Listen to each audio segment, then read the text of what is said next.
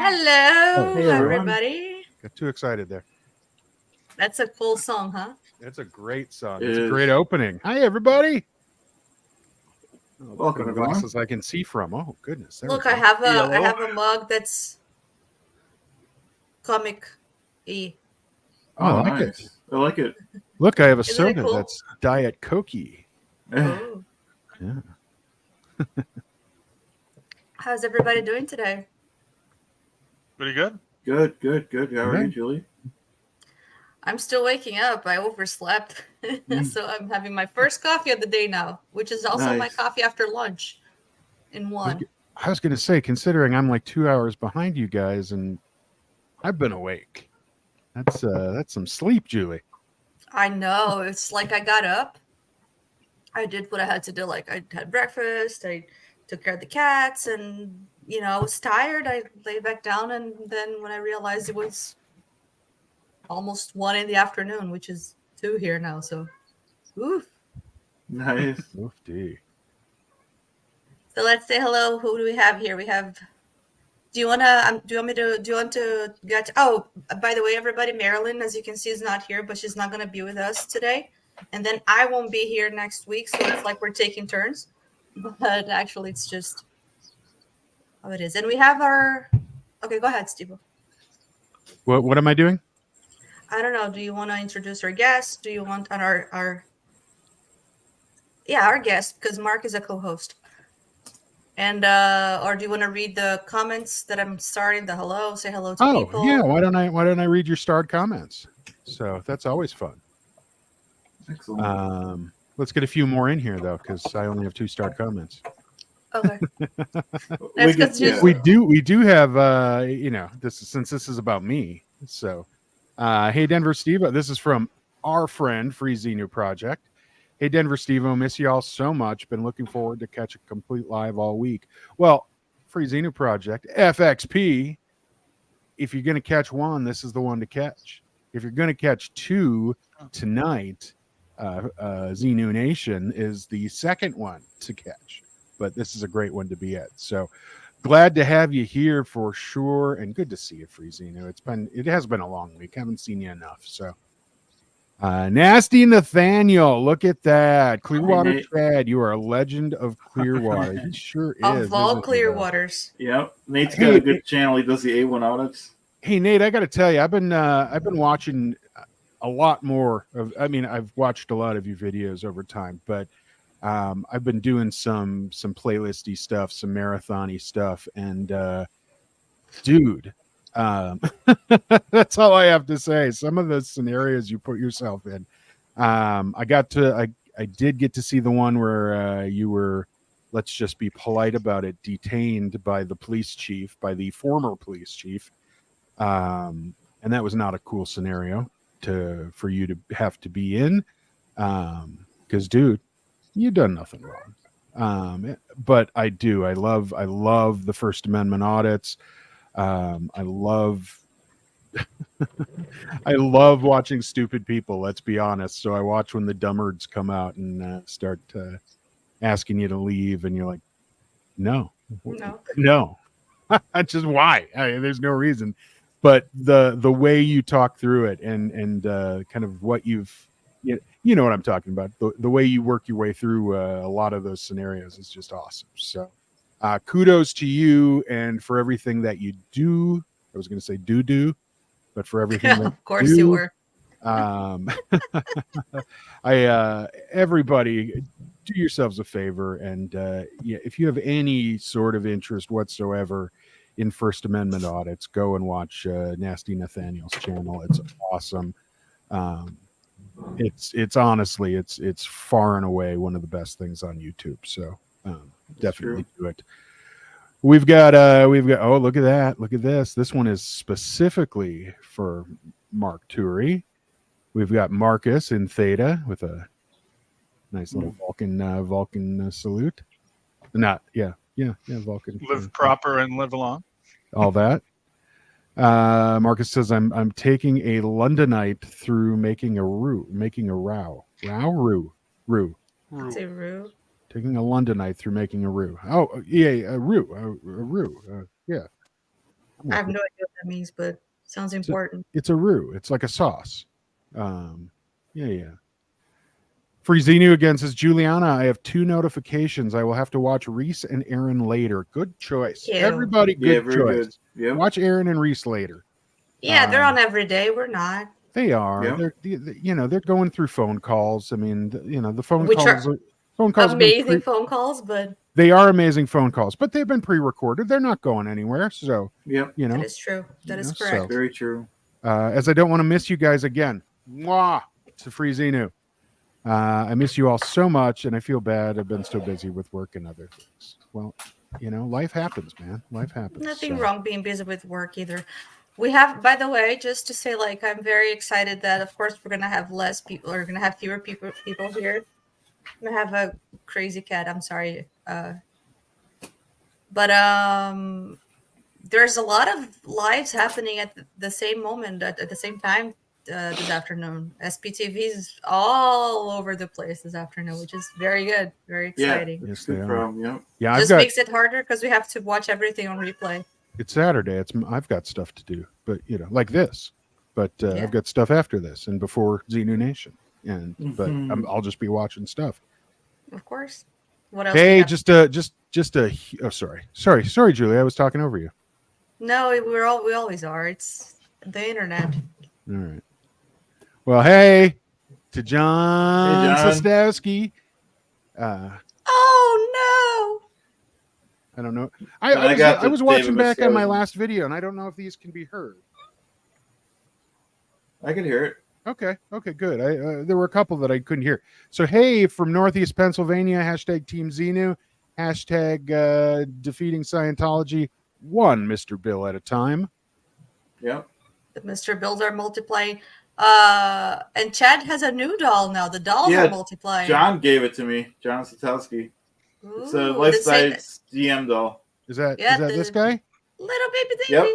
Yep. Little baby Davy. Yeah. I'm sure he loves that, by the way. I like that. Oh, because you know what? I hadn't John hadn't scored my address yet, so he sent me the link to purchase the cool. Little baby Davy. So had I given him my address, I would have saved $1.50. So thanks, John. We love you. Yeah, he is great. Sostowski is awesome. So we've got and not to neglect everyone else that's out there as well, but hey to everybody, and we do, of course, want to not neglect. We've got a wonderful guest hiding in the wings here.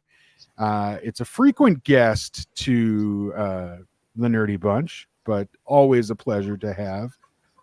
Directly from the rainy lands of the United Kingdom. Oh, good. She's nodding to me, so that means it is raining. I scored right. The mysterious Neverlands, nether regions of the UK. Oh, that sounds dirty. Ladies and gentlemen, would you welcome to our channel? This is channels. The one, the only, the luthier herself. It's Joe. Woo! Oh! Am I supposed to click her? I'll click her on. I don't know. You were introducing. I was just introducing. I don't know. Hello. Welcome. Hello. Hey, Joe. Hello. It's good to be here. Thank you for having me. Hey, drink that. That's an awesome mug. Look at that. Look at that. I love that. Oh, nice. Very nice. I have a very important question to ask you guys. Do you prefer this or this? Normally, I would tell you the other one, but I like normally I would say that, but I like the filling of the screen. With Yeah. 5, I feel this is so. Ugh. Yeah, with 4 6 that works, but with 5 I prefer Yeah. this. Yeah, I think the yeah. second one works better for me because it's being redone to my channel, but don't worry about that. Yeah. Absolutely, you got And it. I think it looks nicer on, I don't know. Yeah. Okay, so we This got is it. good. Marcus This said is good. second too, so this is the one. This is the one. This is the one. Guys, I might I guess have it's a to- Rue, by the way. No, and yes to the question. The answer is yes. New hat. I am celebrating the Colorado Rockies farm team. No, this is their single A farm team. This is the Fresno. Oh boy, I got to get it right here. It's the Fresno Grizzlies. So The there Grizzlies. you go. Nice. There you go. The Fresno Grizzlies. That's celebrating them today. So it's still baseball season, so it seems right. And I don't know if I can get a hat for the New Mexico Isotopes. That is their AAA team. So Same For as real, that's the Springfield. name? that's Isotopes? their baseball. Their AAA baseball team is the New Mexico. I think it might be the Albuquerque, but I think it's the New Mexico Isotopes. Yeah, because Never seen it. Oppenheimer and stuff. Denver, I got something to show you. What you got? Where- Luffy stuff. There we go. This one here is the 1898. Oh, Wow. it's beautiful. Wow. They're all It beautiful, is. but Yeah, they it is are. beautiful. Listen to the mandolin ring. That is Wow. nice. Thank you for showing. I just that. remember we were That's talking about that in Yeah. our previous thing. So great. Yeah. Oh, that's Did you amazing. guys Very see the carving that Joe did that she posted on Facebook? Her No. latest carving from it's so pretty. I wanted to ask you, like, how do you do that? Do you have like a you're stencil too to? kind.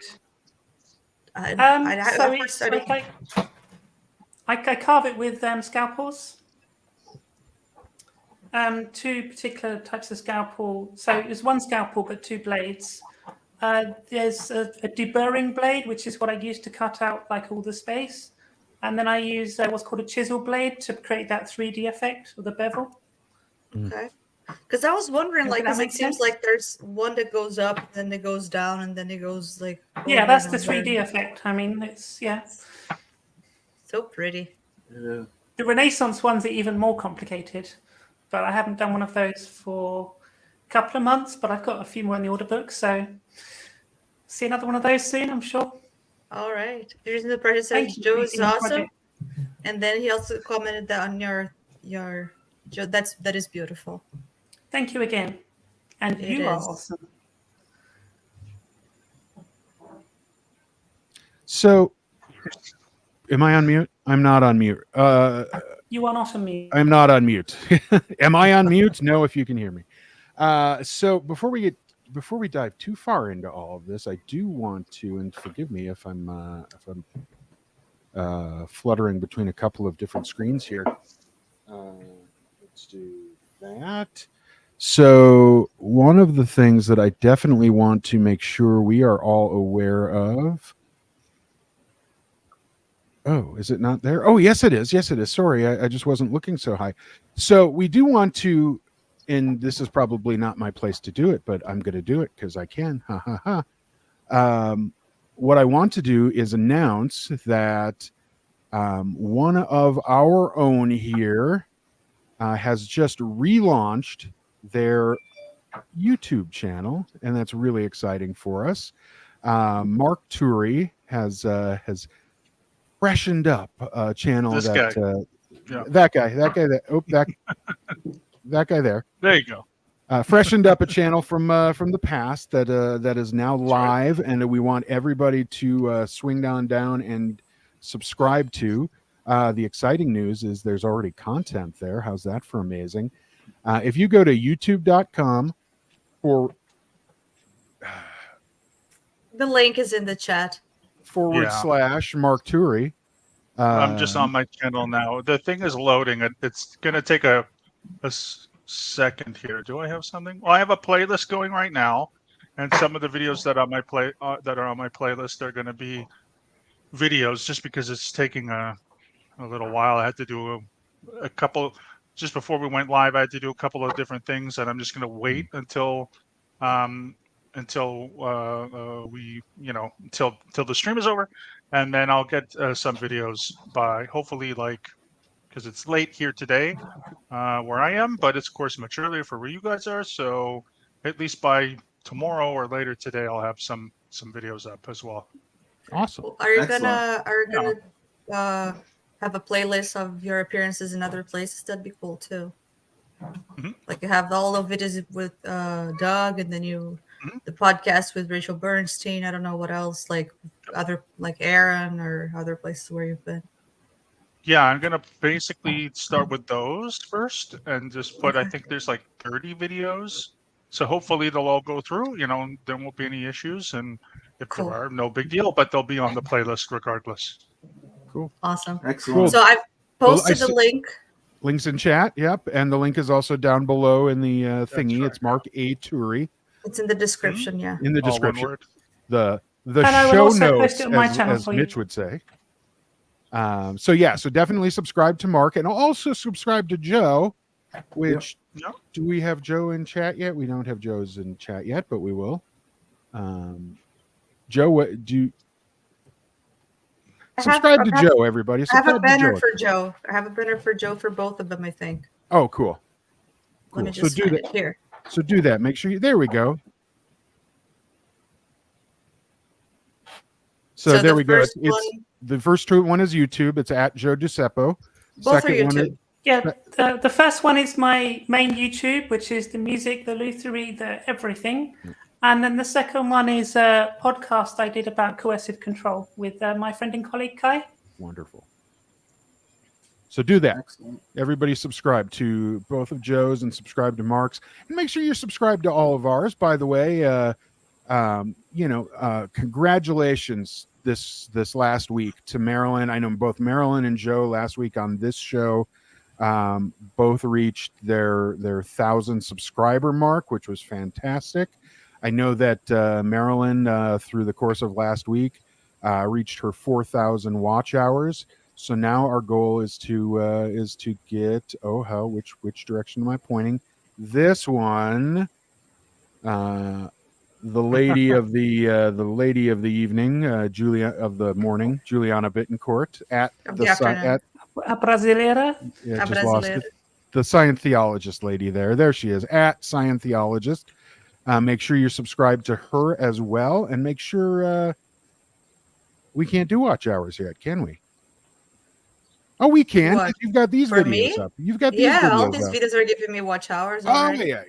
So I'm like, there's no content, but yes, there is. There so is. yes, There- watch the Nerdy Bunch. Make sure you've seen all of the Nerdy Bunch videos on her channel, and And I'm doing Julie- playlists too. I'm putting them in playlists. The Nerdy Bunch and the Saturday night, the Monday, Saturday Night Live, the Monday night after parties. Excellent. Oh, perfect. So there you That's go, great. everybody. Make sure So you're. if anybody wants to just run them for the watch hours, you can.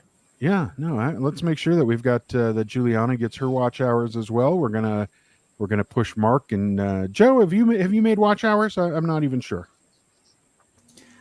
No, so I've got to 1,000 subscribers just over now, but I haven't got enough watch hours yet to be monetized. So Well, we've got a project here, folks. We Next want to make sure milestone. Juliana, Mark, and Joe all reach their 4,000 watch hours. Let's get them there. Let's get no reason to not get paid by the crazy YouTubes just for watching. I mean, if YouTube's going to force you to watch a stupid Grant Cardone commercial, you may as well pay Mark for it. Or I'm sorry, I just pointed at Joe. Or pay Mark for it. There we go. Pay them. Get them paid for watching those, for you having to watch those pointless videos or commercials. Not the videos. The videos are not pointless. The commercials are pointless. So I also want to say, just as an apology up front, if I have to go dark for a bit, I've got some folks doing construction in my bathroom today, And I've got 3 dogs hanging out outside. They don't worry, they have water. And it's cool here today in Colorado. But if they do happen to need my attention, I may have to run away for a bit. So just a warning. But that being said, I don't know. What are we doing today? What are we doing today, guys? I remember some rambling, some talking about some good stuff, but I don't quite recall what that was all about. So, folks, tell me what I'm doing here. Denver, are you in the same city as Chris Shelton? I am south of Chris Shelton. I'm in a different city south of Chris Shelton, Okay. but I am in technically what would be considered a suburb of the city Chris is in. So I am actually in the exact same city as Mark and Claire are. So, or excuse me, the exact same town. Town. This is the town of. So, for some stupid distinction, a 70,000 population town, but. Wow. But yeah, so no, we're not horribly far from where Chris is. Excellent. And if anybody needs any wheels greased, Chris Shelton is now my Facebook friend. So Nice. y'all know that Facebook friends rule the world. So I can make Chris do anything, right, Chris Shelton? Thank you, Chris, for being a friend.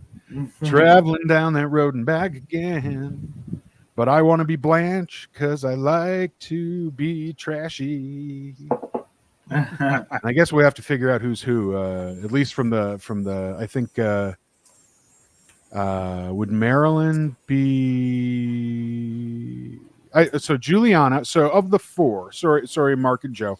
So of the 4 of the 4 never ends, if I can be Blanche, that would be wonderful. Because I do sleeping with Steve-O, by the way. I do think that Clearwater Chad would probably be shoot, now I'm losing B. Arthur, her character. I think that no, I take that back. No. Well, this is going to offend somebody anyway that I do it, I think. So, Juliana is the little mama. Not the mama. Estelle Getty. Thank you. Maybe actually Chad, because Marilyn is so sassy. I think Marilyn is probably B. Arthur. And that would mean that Chad is Chad's the one that lived the longest. Chad is Chad's Rose. Rose Rosen Island. Betty White. Yeah. So I have never watched The Golden Girls, so Well, Chad, I'll accept anything you guys give me. Chad doesn't like it. Well, no, not that Chad doesn't like it, but Chad pictures himself as the more. You remember next door they had the doctor? I want to be the sleazy neighbor. Forgot his name. Oh yeah, so like Empty Nest. Yeah. Oh yeah, he wasn't so sleazy. Sleazy was well, not the doctor, but okay, he had like the other guy that busted in. Yeah, the other guy. Oh, that guy. Yeah. Yep. Okay. I don't know if he was sleazy. Oh, you were the sleazy neighbor. Okay, that's probably fair. He was a sleazy neighbor. It's okay to call a sleaze a sleaze. Fair enough. But if you threw a party, if you threw a party and invited everyone you knew, you would see the biggest gift would be for me, and the card attached would say, "Thank you for being a friend." Yeah. That's right. All right, on with it, everyone. So quick comment from Free Xenu Project Osa. Oh, Osa, hi Osa. You smell like poo, by the way. David Miscavige plays with dolls. He spent thousands of dollars on while you slave for him. For $50 a week, 47 and change, unless you've gotten a raise for inflation. Probably not. He will forever be in the minds of millions of people as Puppet Boy. I do like that nickname, Puppet Boy. That's good. That is good. By the way, if you are a YouTube content creator, part of SPTV, please make sure you reach out to Claire Headley Claire at blownforgood.com, and make sure you give her your name and address so she can send you one of the Troll in a Holes, the Christmas gift, the David Miscavige troll doll that they are manufacturing currently. So yes, I hear it's 30 to 45 days out, but I'm quite excited to get my hands on a Troll in the Hole.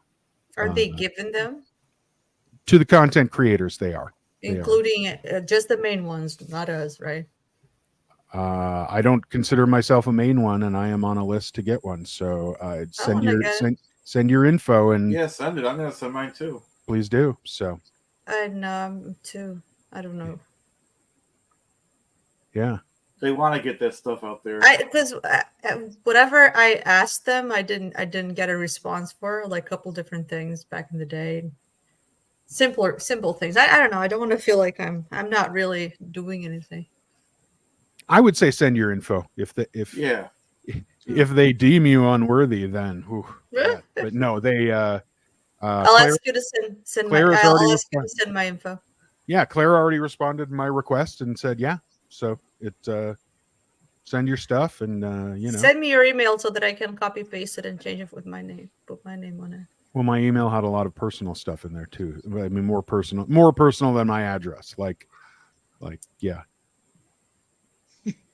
Just, hey Claire, can I get one? Just here's my info. Love you. Do it. I won't do that. Do it.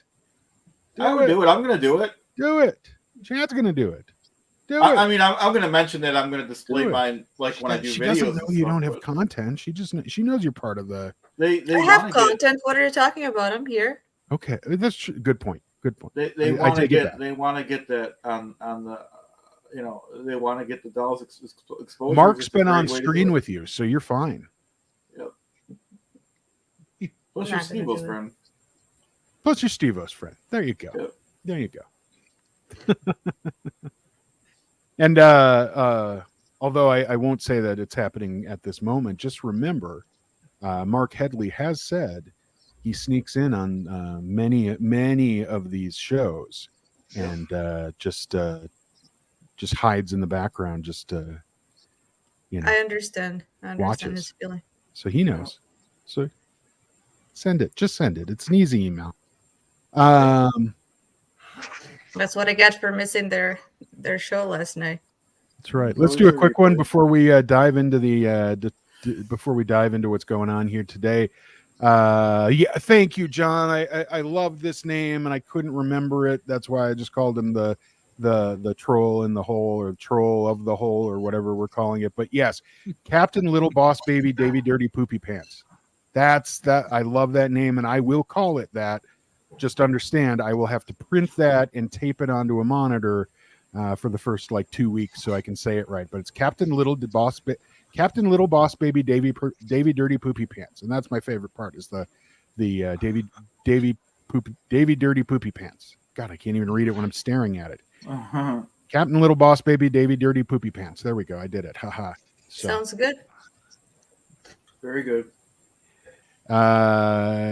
Yes, Marcus. Mark Headley is a lurker. Mark Headley, in case he is here, Mark Headley likes to watch. So that's good. So there we go. Ooh, Joe, what do you got? You got a thing. You got a thing there. You gonna do a thing with a thing? Go for it. Maybe not this one, but I was just gonna say this would be a perfect one for when we do the. That's pretty, yeah. The hearts. Yeah, with the hearts, it's beautiful. Oh yeah. Take this up. Yeah. Everybody do their hearts, and Joe can show her.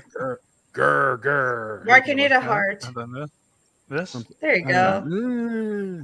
This. There you go. It never looks That like looks a heart or a anymore. spade. I don't know. That works. Okay, I'll screenshot that. That looks more like a spade. There we go. Right? Thank you. There we go. That's a spade. That's a heart. This is a heart. I don't know how to do that, but this is a heart. Oh, Joe, I was going to ask if there's a story to that aside from the hearts. Is that this is from 1952 and blah blah blah? I don't know. Tell us a story. That's a more modern one, but that's from Portugal. It's called Viola Amarantina. Juliana, you might know the viola caipira. It's Mhm. similar to that. Yeah, it's similar Okay. to that, but the Portuguese kind of ancestor of it.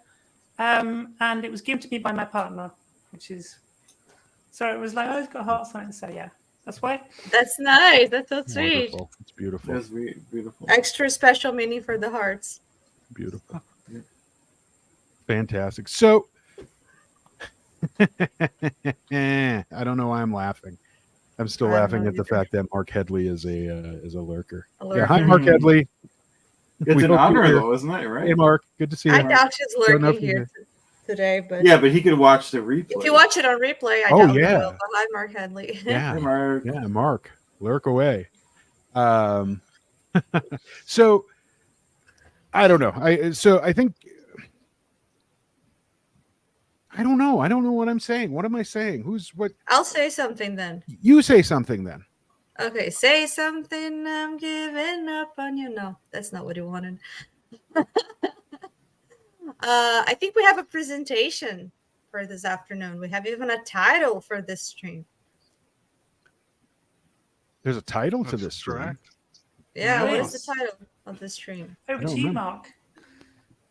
Yeah, basically, I love doing PowerPoint presentations. Like, I love it. I don't know why. I just enjoy it. And I've been doing a lot of them over the past couple years because being an undergrad, sometimes you have to do it in class presentation. And then when I'm doing my master's now, I'm doing in class presentations. And a couple of years ago, I was doing for a group in Toronto, I was doing, regular type of stuff. So I enjoy them very much. And so we thought it would be fun before I myself divulge into the depths of nerdiness of my brain, which eventually will happen when I do an entire thing about Deep Space Nine, which is going to happen, by the way. I'm going to do an entire Bajoran Cardassian PowerPoint presentation. I live for these things. And then I'll do a whole bunch of other stuff. I'll do, stuff on theological stances and basics of comparative religious studies, and a whole bunch of really cool stuff that I think would be really fun, just to more condense, and other things of stuff that I've learned throughout the years. And so this presentation that I wanted to do was just, we discussed it over our group chat, and it was going Which to I just don't read, by the way. be. Clearly That's not. okay, I know. You answer, but you don't read. I get it. No, but basically, just the I guess what the why I'm interested in history, or what was sort of some of the things like growing up and so forth that sort of got me on to becoming a historian, and then some of the stuff that I'm kind of doing a bit now. So I will do this. I will share my screen, and I will go to where am I going now? To my presentation here. Is it working or I was no? wondering if you can share from I hear there. something. Do you have the present option Okay. down at the bottom? Present, right? Present share screen or just slides? We can do I just do? upload the Sorry, slides guys. if you want. It's okay. From my computer. That's the one. Okay. Let me just upload this. Sorry, everybody. Gonna take 1 second. Is that music from your presentation? Is it? There's music? Just play music. Not me. Oh. Was it Joe? I don't know. Do you hear the music? Music. Yeah. Yeah, it's not me because I was muted. I was muted because I was tuning up things because someone asked me to in guys, the comments. So I I was have muted. no idea what that was at all. Sorry. That's not you. It's weird. I can still hear it. I guess it's one of Chad's dolls. It could be. Very strange. Very strange. That was you. It's too bad Mark didn't hear it. That was Steve-O. Oh, it was? He did it on purpose. He played the I was theme playing the for- Deep for Space Nine theme Deep for Space you. Nine. Yeah. I didn't That's what hear it it. I'm was. sorry. Yeah. that's- Yeah, I I hope didn't we hear don't it. get a copyright. I actually don't even hear the intro music. Anyway, this is processing, Oh. so this will be here. Yeah, but I don't even hear the intro music. Maybe that's why. But yeah, Steve, So we have we will. We'll get it. We'll get into those depths. It So will I have be. a It's going to be question here wild. while you're Yeah. loading that. Oh yes, Marcus. Mark. Of course I do. Yeah, I'd love to come to the New Orleans. It's the World War II Museum. Why I would like to go there is because they have a whole section on D-Day, and they actually have landing crafts because the gentleman who designed the Higgins boat was from New Orleans. His name was Andrew Higgins, and that's where they built the Higgins boats. And if you've seen Saving Private Ryan, they used a bunch of those Higgins boats, which are basically steel. Engine and drivers are in the back, and then this big long, ramp and where they fit about 30 soldiers. Bigger ones would fit about 60 soldiers, but that's where they were basically manufactured. So they have live ones there. These are So the now things what do with I the do, guys? doors that opened and everybody got shot as the doors open, that kind Yeah, of thing. those are called landing crafts. Yeah, exactly. So they have those actual boats there, and then apparently they have like a bunch of like just really cool D-Day stuff, which I think would be awesome. So Wow. now what do Marcus I says do? I'll Do I take do pictures and this? we can make a presentation. So you guys, Yeah. if you guys want to talk and set it up, that'd be cool too. That'd be awesome. Okay. Yeah. I don't Another know what I I'll, PowerPoint. need I'll to add this to do the now, stream but here. there we There you go. go. Okay, there we Aha. go. Can you control it Perfect. from your end too? Excellent. Yes, I can. Yes, I can. Okay. Good. Good. Excellent. All right. So So I'm sorry, Liz I just Gale, that I had to do it for you because I didn't know you could do it as a guest. oh, it's all right. So, ladies and gentlemen, So welcome to our first ever Nerdy Bunch PowerPoint. Woo! All right. one of many. Nice. Oh yes, I might even do an entire one on the character Zial. That's we'll figure that one out later. But so my my interest, and Admiral Chirac has to get his own one. My Oh, yeah. interest in history and a summary of my research. So yeah, again, we discussed this a little bit a few days ago, and the first one I'm going to do, okay, is just on my own interests of history. So the first question that I get a lot is like, where did your interest in history come from? And for me, 100% it comes from my grandparents. They were my most earlier influences in history, and just sort of to go through some of these points here. So I ranked my grandparents in terms of their age. So my paternal, actually should say, I think I have this wrong. Oh my God, I have it completely and utterly wrong. Do I? Yeah, I made some boo-boos here. Okay. I made some boo-boos here. But this should say my maternal grandfather. Okay. My maternal grandfather. So yes, I made a little boo-boo here.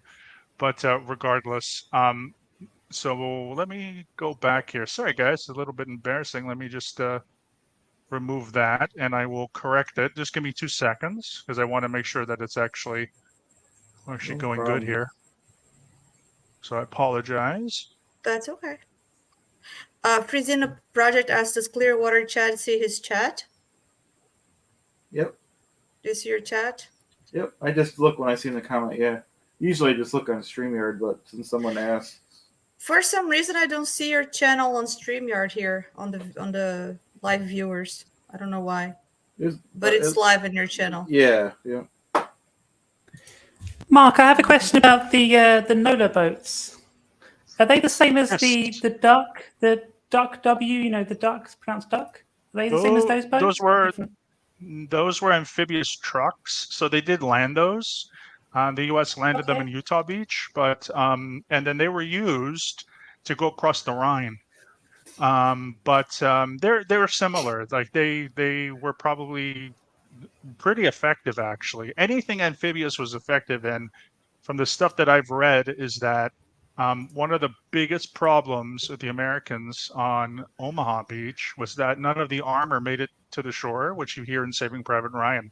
They had sent tanks that had these like ducts or whatever around them. They were like these big balloons.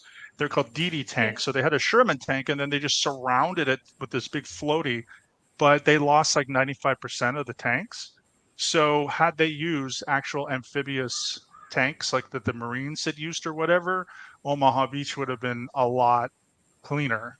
But they did use a lot of those ducks, and then they used water buffaloes also in Europe. to cross, and that's normally what the Marines used in the Pacific. They use what they call you say water tractors or buffaloes, amphibious tractors. Water buffaloes is a different amphibious craft. You don't mean literally water buffalo, or do you? No, exactly. No, water Yeah, buffaloes are just a I've not nickname heard of those. for a. They're called LVTs. So they're like, if you've LVTs, seen okay, not heard of- yeah, LVTs. If you look up the LVT, they're also called water buffaloes or alligators. And so they have a troop okay. carrier, and they also have an armored, like actual tanks that are amphibious. And so the Marines were really, really good at Ah, making and designing those, except they were in such small number because the Marines themselves is a much smaller unit than the Army. So during the preps for D-Day, the Army asked the Marine Corps if they could use amphibious tanks, and they said no because they needed to use them at the time in Saipan and in like the Philippines. So again, had the Army sort of been able to utilize more amphibious crafts, then Omaha Beach in particular would have been a lot easier to get through. But yeah, they learned a lot from that.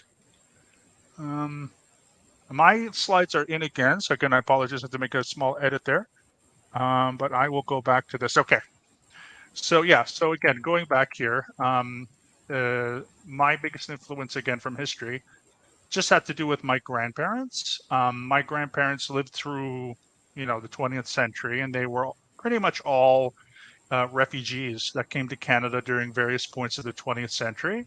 And just giving some sort of, bullet points on this. So my maternal grandfather, so the father of my mother, was born in the Ottoman Empire all the way back in 1905, and he had gone through a pretty rough life. Living in what is called West Macedonia, and then he also grew up in Varna, Bulgaria.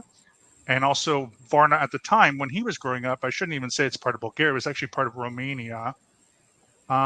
And because 1905, by the time he was, of course, 18, he had lived through a number of different wars that had gone through that entire area of the Balkans. So in 1912 and 13, there were two Balkan wars, which basically set the mood for World War One. Then, of course, World War One happened between 1914, 1918, and then what's either called the Greco-Turkish War or the Turkish War of Independence, which started in 1920 after a treaty, which kind of split up the Anatolian Peninsula. And this guy named Mustafa Kemal didn't like that. He was more of a Turkish nationalist, and so he started to invade the Italian areas and the Greek areas and the areas that were given to England, and he also went into Armenia and basically seized what is basically today what we would know as Turkey. So between 1912 and 1923, my grandfather had seen that, and he was 18 in 1923. And then in 1930, my grandfather came to Canada as a refugee. He had very strong left-wing political views that at the time the Romanians didn't really like. So he jumped ship and he came to Canada in 1930 as a political refugee. He was drafted to the Canadian Army, but he was a conscientious objector to his political views. So he ended up giving humanitarian aid during the war. And then he lived until just a few weeks before his 93rd birthday. And he was just a very, very gentle person. He loved gardening. He loved, he was a farmer basically for most of his life. And he would tell a lot of these stories. Like I remember growing up and asking him how he had run a small convenience store, butcher shop, sort of small grocery shop in Toronto. And he always remembered what the price of bread was and coffee and whatever. He just had that kind of a brain, and he kept ledgers to the day that he died of everything that he ever bought and everything that he since he got off the boat in 1930. So he just had a very very disciplined kind of mind, and lived a very, very interesting hard life. My maternal grandmother was next. She was born in March of 1921. She was born in Toronto, but her parents were refugees that left the Ottoman Empire first in 1903.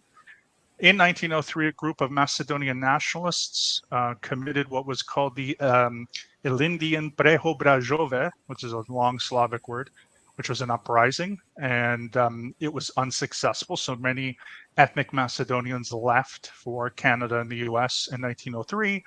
1912 was the Balkan Wars, and she grew up in Toronto. My great uncle, who I actually didn't know, he died about 5 years before I was born, but he served in the Royal Canadian Air Force during World War II. He landed, I'm not sure exactly if it was the same day as D-Day, but he landed sort of around D-Day, maybe plus or minus, well, I shouldn't say minus, but maybe he landed 3 or 4 days or a week after, and then he fought in the war until the Netherlands was liberated, and he did see combat action.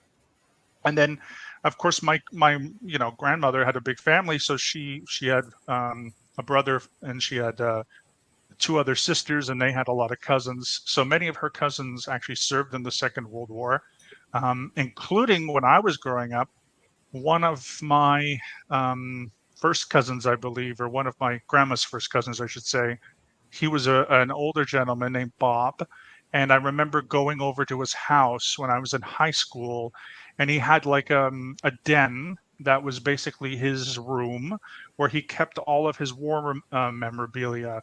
So he had letters and pictures and stuff, and he was also he was in the army.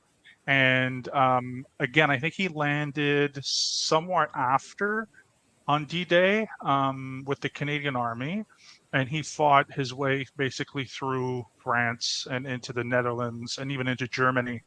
And he was there for the liberation of Paris. So I saw lots of photos, and he collected he had Hitler Youth knives, and he had a bunch of stuff from the Nazis and stuff. It was really interesting, the stuff that he had collected.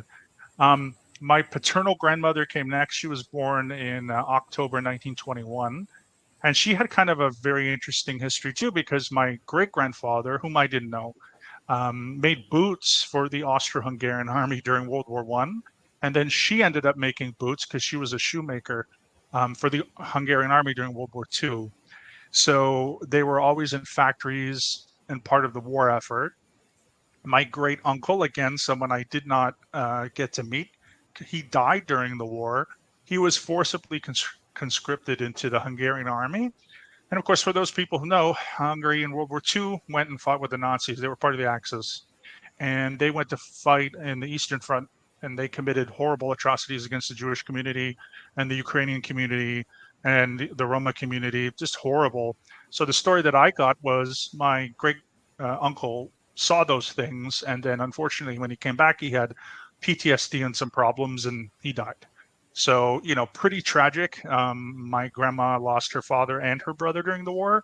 So the other thing is she also lived through the Allied bombings of Budapest.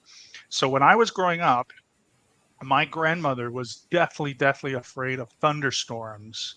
So whenever it would be a big thunderstorm outside, she would get into a really huge panic attack, and she would lock herself in the restroom or whatever. And I never knew why. My sister, who's older, kind of remembers this a bit more, because my grandmother died. I was 7. My sister was 11.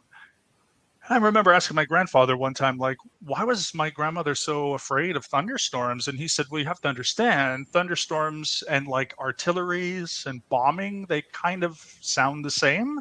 So your grandmother was kind of getting PTSD. She was reliving those bombings that she was a part of. And it just kind of hit me with a ton of bricks. We just used to think, oh, grandma, she's, again, she's afraid. Why is she so afraid? But, there's a reason behind that. And, it's obviously a terrible reason, but that's what her memories were. And then my paternal grandfather, he was born January 1927, and his life was very, very interesting. My grandfather joined a resistance movement during the Second World War. He was Jewish. Both of his parents died in the Holocaust. And he was imprisoned in 1944 by the Nazis. After the war, of course, there was the Hungarian Revolution in 1956. He was arrested by the communist police. He was interrogated. And that prompted him to leave with my grandmother and with my father. And they walked on foot from Budapest. They crossed the Austrian border, and then eventually they came to Canada. So I grew up with a lot of these stories, people that survived the war, that saw Paris get liberated, that were there, a few days after D-Day. And, you know, my grandfather always remembered Turks coming into the village and doing horrible things, and Greeks coming in and, and being forced and having no democracy. And so I was always aware of, having my family going through these horrible atrocities, but being able to come to Canada and sort of set up a new life, and then, bring those stories that they had experienced firsthand and told us, in order for us to be appreciative of the fact that, living in Canada, we live in peace, we have a very stable democracy. We have social issues and social problems, but we deal with them, in a different way. We deal them in a democratic way. We have a good healthcare system, a welfare system, just to always know where we came from and to be appreciative. So I would say that those memories and those stories were my first inspiration and influence into learning about history in the past. When I was in high school and community college, so now the age is roughly 14 to, let's say, 22, I started getting really involved in movies and television shows. And these are just some examples of some of the media that really influenced me at the time. So when I was in high school or just before high school, my favorite movie of all time is Platoon. I don't know if you guys have seen it or know about it. It's a movie about the Vietnam War. So it's a Vietnam War film with Charlie Sheen. It's from 1986, so he's like 20. Tom Berenger's in it, Willem Dafoe's in it, Johnny Depp's in it, Forrest Whitaker's in it. It's like a fantastic movie. But I saw this movie, I think I was like 13 or 14, watched it on television, and I just loved it. And I probably watched it over 100 times since then. And it's a history movie. It's about Vietnam. It's about war. It's about soldiers. It's like, I don't know, just very, very different kind of interesting film. The other one is Born on the 4th of July. I know some people don't like Tom Cruise, but it's Tom Cruise's best performance, in my opinion, his best acting performance ever. He plays a gentleman named Ron Kovic, who I was lucky enough to meet a little while ago, maybe 13, 14 years ago. It's it's another war movie. It's also, like Platoon, written and directed by Oliver Stone, based on a book, which is the memoir of Ron Kovic called Born on the 4th of July. I highly recommend that because there's also a part of that movie where he comes home and he's trying to deal with health issues and stuff and being neglected, and it's very powerful. When I was in high school in 1998, when I was 15, both The Thin Red Line and Saving Private Ryan came out. I think I may have seen The Thin Red Line in 99 when it was released, but the summer of 98, and then it was Saving Private Ryan. And I remember, we just talked about that a little bit, about the opening scene on Omaha Beach. And then they re-released it in the fall. They re-released Saving Private Ryan in the fall. And I remember watching it again. And as far as combat scenes, memorable movie scenes of all time, that opening 20 minutes is just completely brutal, gory, but like some of the best, I would say, cinematic, battle sequences. And just knowing what these guys went through, and how veterans of D-Day publicly thanked Steven Spielberg for making that such a bloody, gory film, just very very harrowing. There is also a Star Trek connection. For those who know the original series, James Doohan, who played Scotty, he was a member of the Canadian Army, Royal Canadian Army, and he landed on Juno Beach on June 6, 1944, which is, of course, one of the 5 beaches that the Allies invaded. I believe he was with the Canadian Artillery. He was wounded, but he saw the film, and he also publicly thanks Steven Spielberg, because next to Omaha Beach, the second most heavily defended beach was Juno Beach. So it was also pretty bad, and James Doohan saw a lot of that stuff. And then for movies, Europa, this is a movie about 30 years old. It's about a young Jewish man who hides the fact that he's Jewish and joins the German army and fights, and then becomes a prisoner of war with the Soviets, and then actually fights for the Soviets. And it's actually based on on someone's real life. So just again, these movies were just quite fantastic. And just briefly to go through some of these TV shows and miniseries before we move on. Combat is an old show from the 1960s. It was on ABC. It was about a squad of soldiers in World War II. So it was basically like a war movie, but extended to a TV show. Tour of Duty was a show on CBS from 87 to 1990. It was about Vietnam. Band of Brothers, which comes out of Saving Private Ryan. That came out when I was in college. In 2001, there was a miniseries, a two-part series, I should say, called Uprising, which was about the Warsaw Ghetto Uprising, which aired on NBC, and then Blackadder. I don't know if you guys, any British fans here, I'm sure probably remember BBC's Blackadder had 4 seasons. The first 3 seasons dealt with kind of like Elizabethan, Victorian, kind of older English history. But the last season, which was called Blackadder Goes Forth, I believe, or Goes On, one of those two, was about World War One and the trench Goes warfare. forth, And yeah. in fact, yeah, goes forth. And yeah, very like I think only 6 episodes a season, but the very final scene of the very final episode of Blackadder Goes Forth is quite like pretty shocking, pretty devastating, I think. Interesting So, story about that final scene. Mhm. Sorry. Just the final scene was never meant to be filmed that way, and it's that they accidentally destroyed the footage, so they had to slow it down, and that's why we ended up with that final ending for Blackadder Goes Forth. Oh, really? Because it's pretty infamous if you know Blackadder. And I remember Yeah. watching that as a teenager, watching those 6, and then because in Canadian TV is very, we get a lot more American TV, but of course we get a lot of BBC, Channel 4, and so forth. So a lot of like Doctor Who and whatever. And Blackadder was one of those ones I used to watch quite a bit with Rowan Atkinson and Hugh Laurie, which when they went on to do quite amazing things, just not just in the UK but also in the US. I got into my undergrad pretty late. I was, I guess, like 34, I guess, when I started undergrad. Yeah, in 2017. So that was a little bit later. But I started my undergrad in Canada in a Canadian university. And I sort of started to develop different interests, and I started to learn different things about history. So on the left side here, these are just things that I kind of learned, not necessarily did they become interests of mine in that sense, but they were very valuable things to learn about history. So, I learned there's different perspectives on history, and there are different schools of thought. When most people think of history, I especially like this, they might think of political history, which is very much chronological. It's about people. It's about, maybe battles and wars and dates and generals and so forth. But there's different interpretations.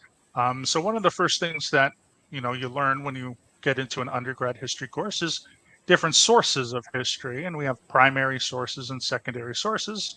The difference being primaries, of course, are firsthand accounts. Secondary sources are secondary accounts, and how we need to look at both, because some people will observe history and they might not know the exact reason why this larger developing thing is going on.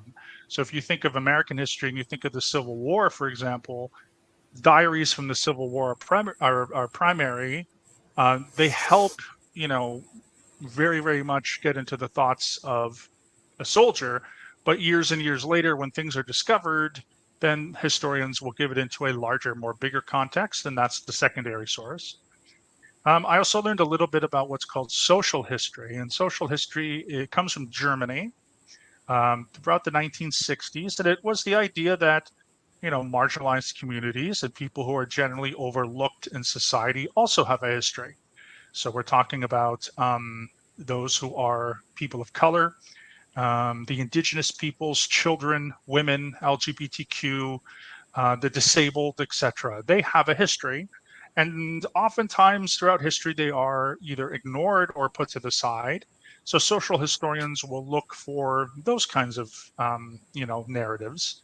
And it is interesting the fact that obviously when war is happening, women suffer quite a bit. They sometimes are called to in World War II to actually make the ordnances and the armaments. But you think of the emotional sides of losing a husband. Again, it's heteronormative because of the times. But losing a husband essentially means you lose your ability to gain money, and your children go fatherless. And what's a life like for a woman after that? Well, that's a very interesting part of history that generally, like political historians like myself, don't really look into, but social historians do.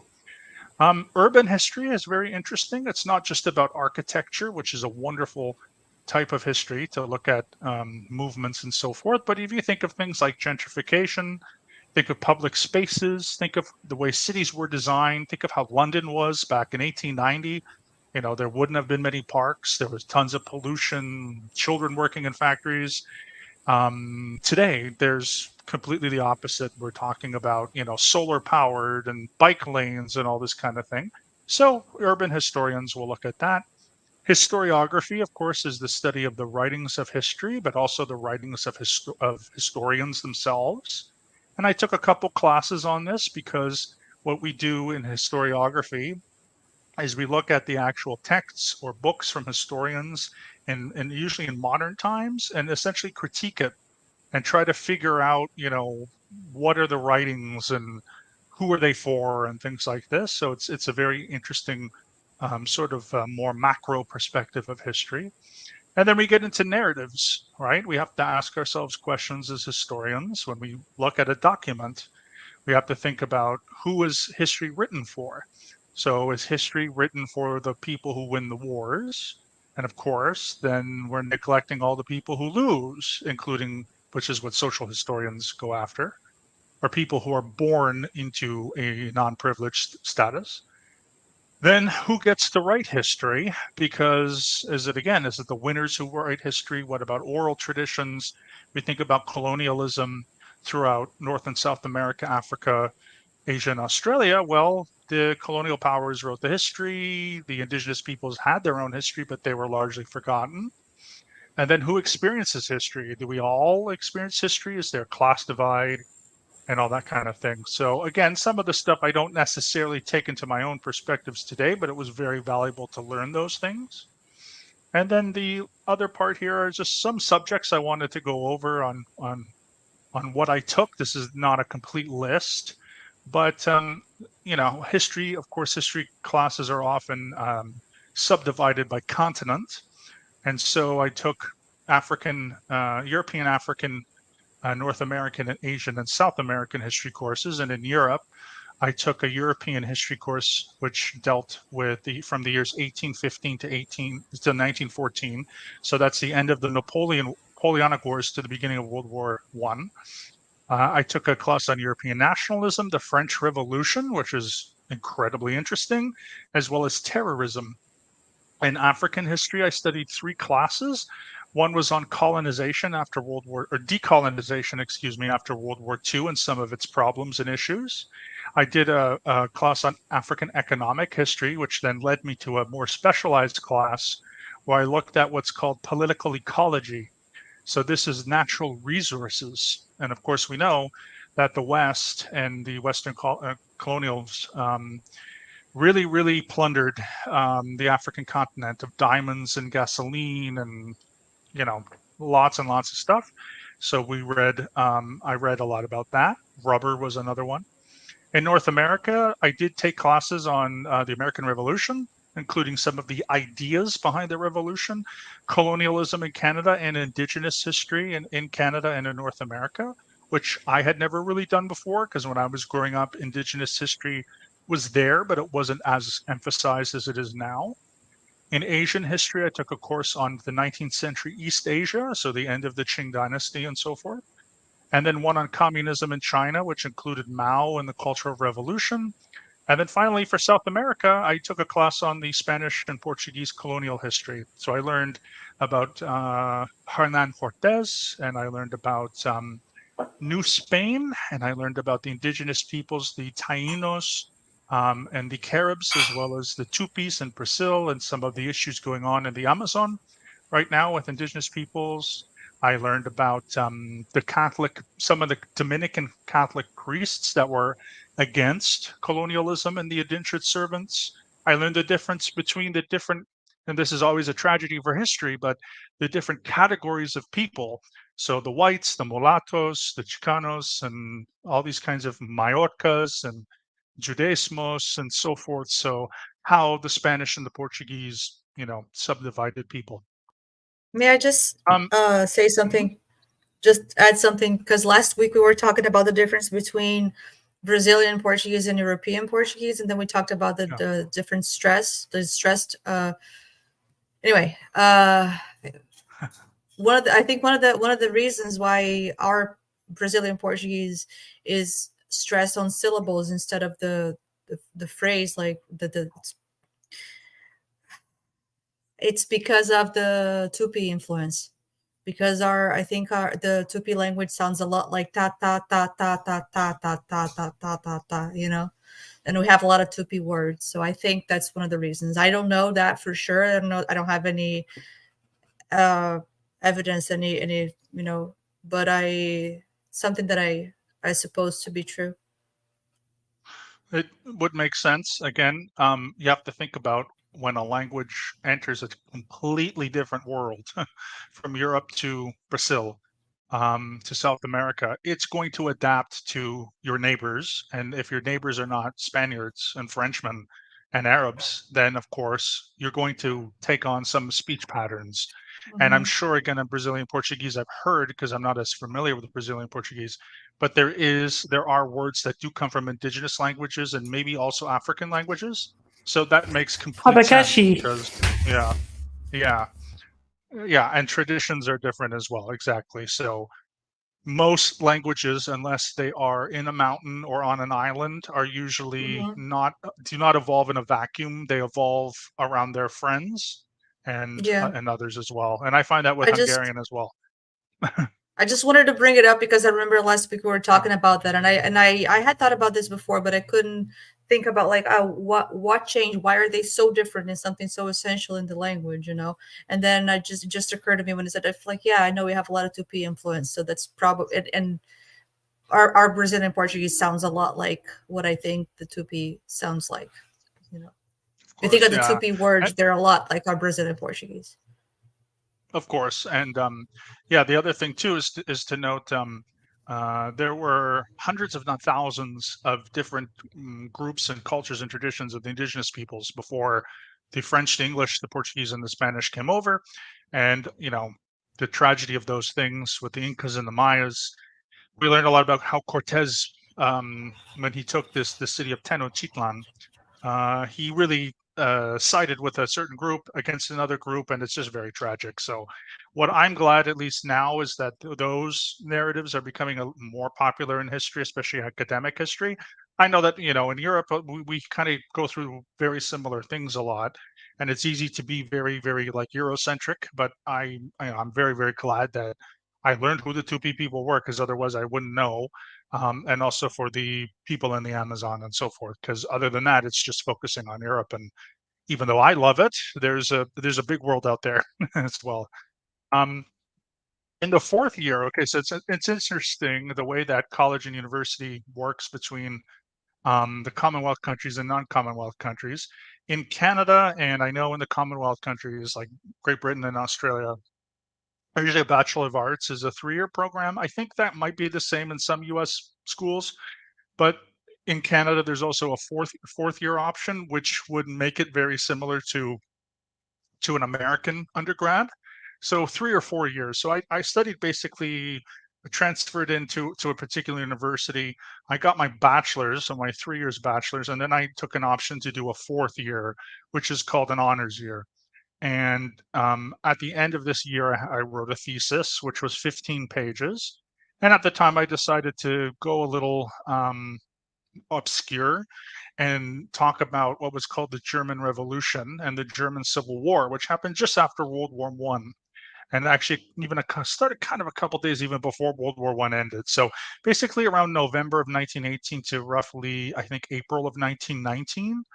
And so the person on the left here is Rosa Luxemburg. If you haven't heard of her, she was a young woman born in Poland, spent most of her adult life in Germany. She was Jewish. She happened to be a communist. She founded this thing called the Spartacus League, named after Spartacus, of course, the Roman slave revolter. Or the movie is Spartacus is sort of about him. She ended up, her and her Spartacus League ended up taking over the city of Berlin for a short period in January of 1919 before they were crushed by a militia of far right-wing nationalist Germans. And then a few months later, in the spring of 1919, on the right-hand side, we have a map of the Bavarian Socialist Soviet Republic, excuse me, and the Bavarian Soviet Republic lasted for 3 weeks. They wanted to make an actual satellite state of the USSR, and it was also crushed by a group called the Freikorps, or Free Corps, I guess. And some of those people in the Freikorps or Free Corps would end up becoming like very influential Nazis. So it's kind of this, like, I looked at the scare tactics that were being used. I looked at Rosa Luxemburg. She wrote a lot until she later died. She was actually executed in January of 1919. So I looked at this whole situation and what went on, and sort of how it kind of started, where Germany was becoming more right wing. So that was a 15-page paper. In my master's program, which I'm in now, I've done a couple of PowerPoint presentations. I've also done a couple of essays. So I'll say to which ones are which. But one of the first things I did was I did a large PowerPoint presentation, about 20 slides, to a class on dictatorships in Eastern Europe. And I talked about Romanian history, especially following World War I. So the photo is of a guy who is like basically burned into the collective psyche of every Romanian. His name is Nicolae Ceausescu, and he was the communist dictator of communist Romania from 1965 to 1989. So my PowerPoint presentation dealt with Romania winning World War I, essentially, and then transitioning towards communism. And then he and his wife were actually executed by the Romanian people, by the new Romanian ruling party, I guess, on 25th December of 1989, live on television.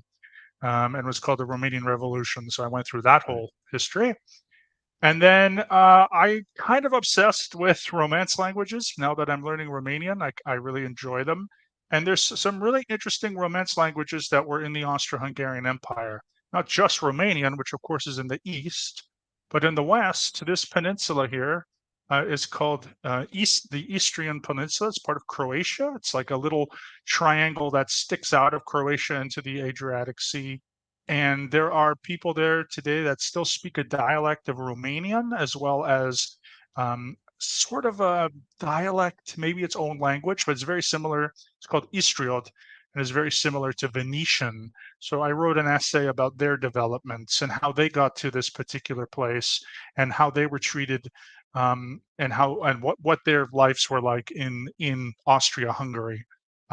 When, of course, now most of these individuals would have become either part of Yugoslavia after World War II, or part of Italy, and most left to become part of Italy.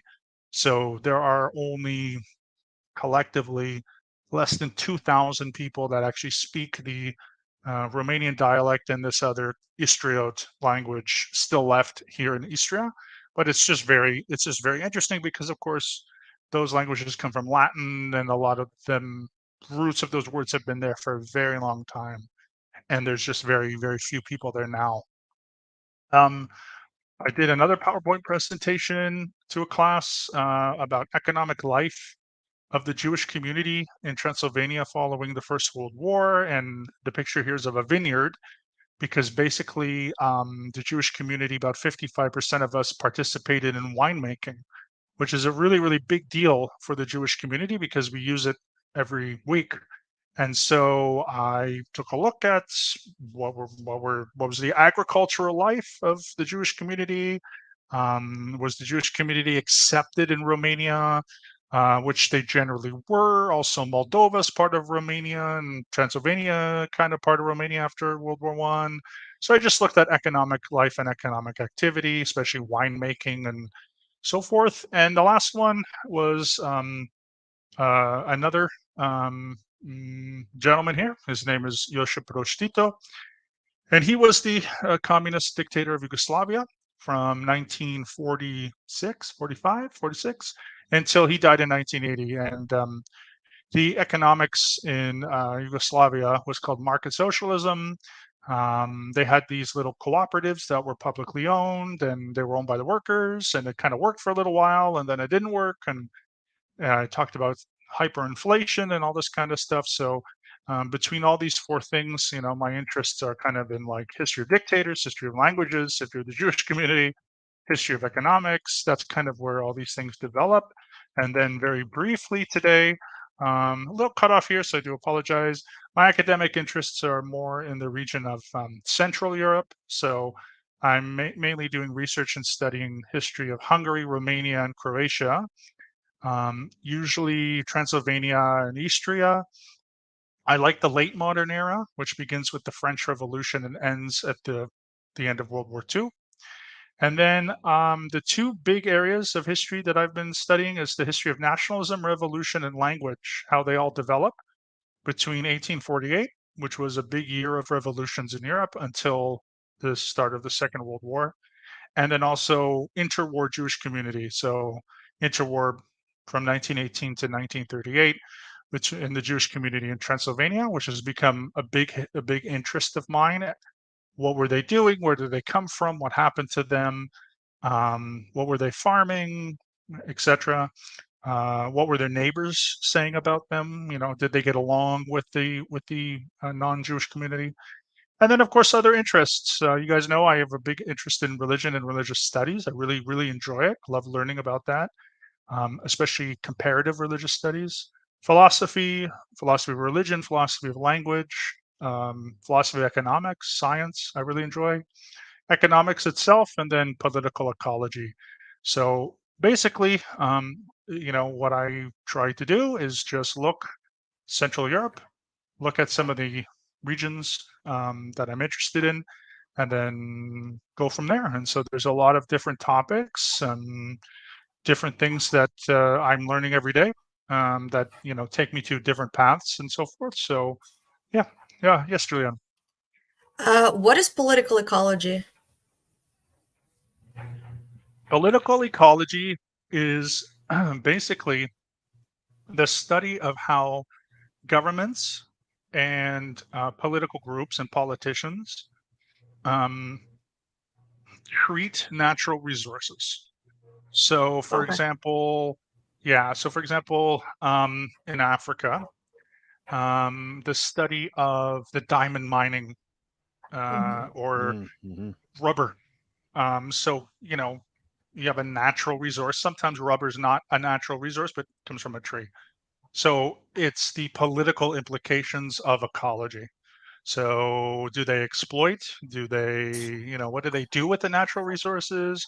Who are the people that are trying to fight for the natural resources? Are they shared and owned equally? Like all that kind of stuff. So think of it like political science and ecology together, because Cool. Yeah, makes sense. unfortunately, our environment is a political issue, and that's part of it. So yeah, Yeah. that is political ecology. So Yeah. that is all that I have on that. Question on this slide here. Yeah. Was Dracula Jewish? Well, that's a very important question. it's a very important question. So the answer is no, for two reasons. The first reason was Count Dracula, also known as Lord Erdőg. Erdőg is the word for devil in Hungarian. It's a very funny word, Erdőg. He was called in Bram Stoker's book as a person called the Székely Hungarian, sometimes called Secklers. They were Hungarians that moved to Transylvania in the Middle Ages, and they aren't Jewish. Like there are obviously Jewish communities in Transylvania, but among the seclars or the Seikes, there were none. So if he's a Seike, he's not Jewish. Okay. The second thing is, it is not kosher to eat or consume or drink blood. Of So course. you know, if you Right. were Jewish and you had to become a vampire, it would be a very, very hard decision. You wouldn't be able to be kosher. So basically, no. I would like to think yes. I believe, But if what I'm if not mistaken, um, the actor who first portrayed him was Bela Lugosi, or Lugosi Bela. I don't know if he was Jewish. He may or may not have been Jewish. There's a ton of Hungarian Jews in Hollywood at the time. His friend Peter Lorre was Jewish, the wonderful Peter Lorre, Mhm. and was Hungarian. So someone can look that up, whether or not Bela Lugosi was Jewish. Can't remember. I But think Joe looked for all something up, Shadow. technical reasons, for technical and practical reasons, you cannot be both, unfortunately. That's Joe, I think, has something to say. So my understanding is that Dracula was based on a Romanian ruler called Vlad Dracul. Dracul being Romanian for dragon. So, given that he was a member of the ruling class, he probably wouldn't have been Jewish as well. Is that? That's right. Yeah. Yeah. So But the also evidence. Sorry, Joe. Go ahead. Go ahead. I'm sorry. I was just going to say, yeah, I thought he was Romanian rather than Hungarian. That's why I was confused. There's a couple of other things I wanted to ask you about, but go on. So Bram Stoker, was an Irishman. He wrote Dracula, but he did not actually use Vlad the Impaler as his inspiration, because from what I've what I understand, and I have been to Bran Castle, which is near Brasov, which was the castle of Vlad. So there's no connection between Bram Stoker and Vlad, because Bram Stoker probably didn't know who Vlad was. So Bram Stoker created Count Dracula to be a Seike Hungarian count in, it's kind of like northeast of a city called Cluj-Napoca in the mountains. That's where Dracula takes place. Of course, it also takes place in London and the train stations or whatever. But it being associated with Vlad the Impaler is a legend that developed earlier and developed a long time ago, because Vlad was, medieval prince. He drank the blood of the Turks. He his brutal stuff. I mean, that they impaled Turks. He put their heads on spikes along roadways so the Turks would get afraid and not attack more into what was called Wallachia, which was the part of Romania that he was the prince over. But yeah, there is a difference. The movie Bram Stoker's Dracula, which I love, from the early '90s, which is with, of course, Gary Oldman, who's one of the greatest Draculas ever. The problem with that movie is Keanu Reeves is terrible. Unfortunately, I like Keanu, but he's horrible. But they have this little puppet show at the beginning about Vlad, where they try to kind of sew in Vlad a little bit, and that's not exactly accurate. So they are separate. But they cross over a little bit. So it's a little hard to know where one begins and one ends. But essentially, they are separate characters. One being real and one being fictional, of course. So the Romanian tourist industry is really pushing it even more than I thought. Okay. Yeah. There's the whole thing, isn't there, in Timișoara and all that. Anyway, is it Timișoara? No, Brasov, you were saying. Anyway. That's right. So one of your grandfathers, spooky. One of your, or maybe just cold. One of your grandfathers was in, oh God, what was it? Oh yes, Romania as well. Was in Romania, and you were saying had left-wing views and therefore fled to Canada because he was being persecuted by the authorities in the 1930s. Would that have been Antonescu, or was he not in power yet at that point? No. So Varna today, which is where my grandfather grew up. He was born in another place, but he grew up in Varna. So that part of the world is called South Dobruja, and it traded between Bulgaria and Oh. Romania a couple times. So in 1930, it happened to That's be not part in of Romania anymore, is it? Romania. It wasn't. No, now after World War II, it became part Yeah. of Bulgaria. But before World War I, it was Okay. also part of Bulgaria. So it just so happened to be that when my grandfather was there, living there mostly in like the 19 teens, 1920s, it was part of Romania.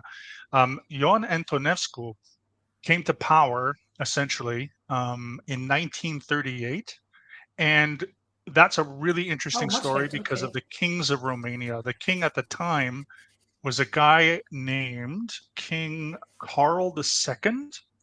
And that guy who became king in like the late 20s was called the Playboy of Romania. And this is why Ion Antonescu was able to take over, because that guy was just dating princesses from Italy and going abroad and having affairs. So by the time Romania and the war was starting, Ion Antonescu became the prime minister. And then in 1938, he had basically taken over. When the war started, there was no proclamation for Romania. They didn't say, okay, we're joining the Axis or we're joining the Allies, because the king was not, he didn't care, he wasn't involved. When he was given the news that the war had started several months later in 1939, he had claimed that he didn't even know that there was a war going on, and that was Carl II. So then they dumped him and they brought back this guy named King Michael. And if you remember your Romanian history, King Michael was first king when he was 6 years old. Then they kicked him out when he was 9. Then they put in Carl II, and then they put in Michael again when he was 19, and Michael was the last king. So Ion Antonescu ended up taking over the army, and by 1941, very tragically, Ion Antonescu and the Iron Guard went into a city in eastern Romania called Ias, also called Iași, and committed the largest anti-Jewish pogrom in human history. Pogroms had always been a problem. These pogroms, of course, were just brutal, massacres of the Jewish community. There have been several of them in Odessa and Minsk and Brest and Moscow and like all over Eastern Europe. There were tons of them, and about 13,000 plus Jews were killed in the matter of 2 days. And the biggest one until that was a pogrom in Odessa, which claimed 5,000 Jewish lives, and that was like in 1905 or 1910. So Ion Antonescu was merciless. But by 1944, King Michael, who had been reestablished as the king, hunted him down, found him, and the year later, when the war ended, Ion Antonescu was, of course, tried in Romania for war crimes and put to death. So in 1930, the king would have probably been, I think it was Michael. I think Michael came in 1927. Yeah, Michael came in 1927. And then he was 6. And then by the time he was 9, it was 1930. And that's when this King Carl, I think his name was, I think it was Carl II, if I'm not mistaken. Someone the second, and I think it was Carl. So in 1930, there was a very It's, precarious time because a lot of anarchists, communists, and Marxists were killing leaders. They were killing these leaders. And so from what I understand from my grandfather, he left. He actually went to Athens, and then from Athens, he jumped the ship to Canada. okay, so it's much earlier than Antonescu. Yeah, interesting. Yeah. Is Carl the same as Carol? Because they had King Carol in Romania. That was the first one. So the very, very first king of Romania was Carl, Carol, and they were German. Okay, So so he it's, yeah. reigned from 1881 or 2, and then he died in 1914. And then from 14 to 27 was Ferdinand, I think, or maybe, you know what? Let me look it up so I'm not getting it wrong here. Let me just look them up because I could be getting them wrong. Because one was Carl and one was Ferdinand, and now I don't really remember who was who. I just wasn't sure if Yeah. Carol was So just it a was, Romanian version of Carl, because I've seen yeah, it in Carl, exactly. when I've So I been there. was right. So it was Carl, Ferdinand, Michael, Carl II, Michael, and it is Carl. Yeah, Okay. Carl, CARL. Carol, which is the same as the German Karl.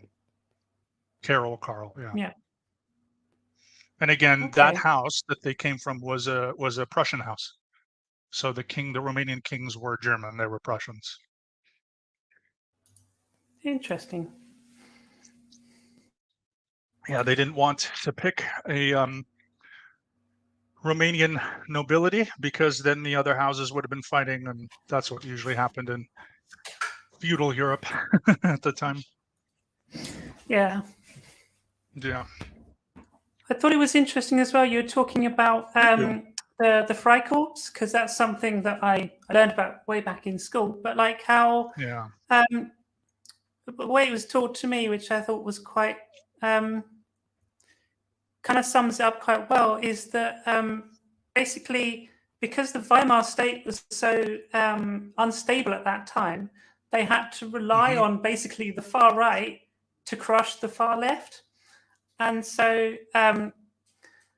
obviously they then, had that came home to roost, didn't it? Yeah, they big didn't way. have a proper army, the Weimar Republic, shortly after World War I, because there were a lot of restrictions on what Germany Oh could yes, produce. in Versailles. Like they lost their air force, and they had to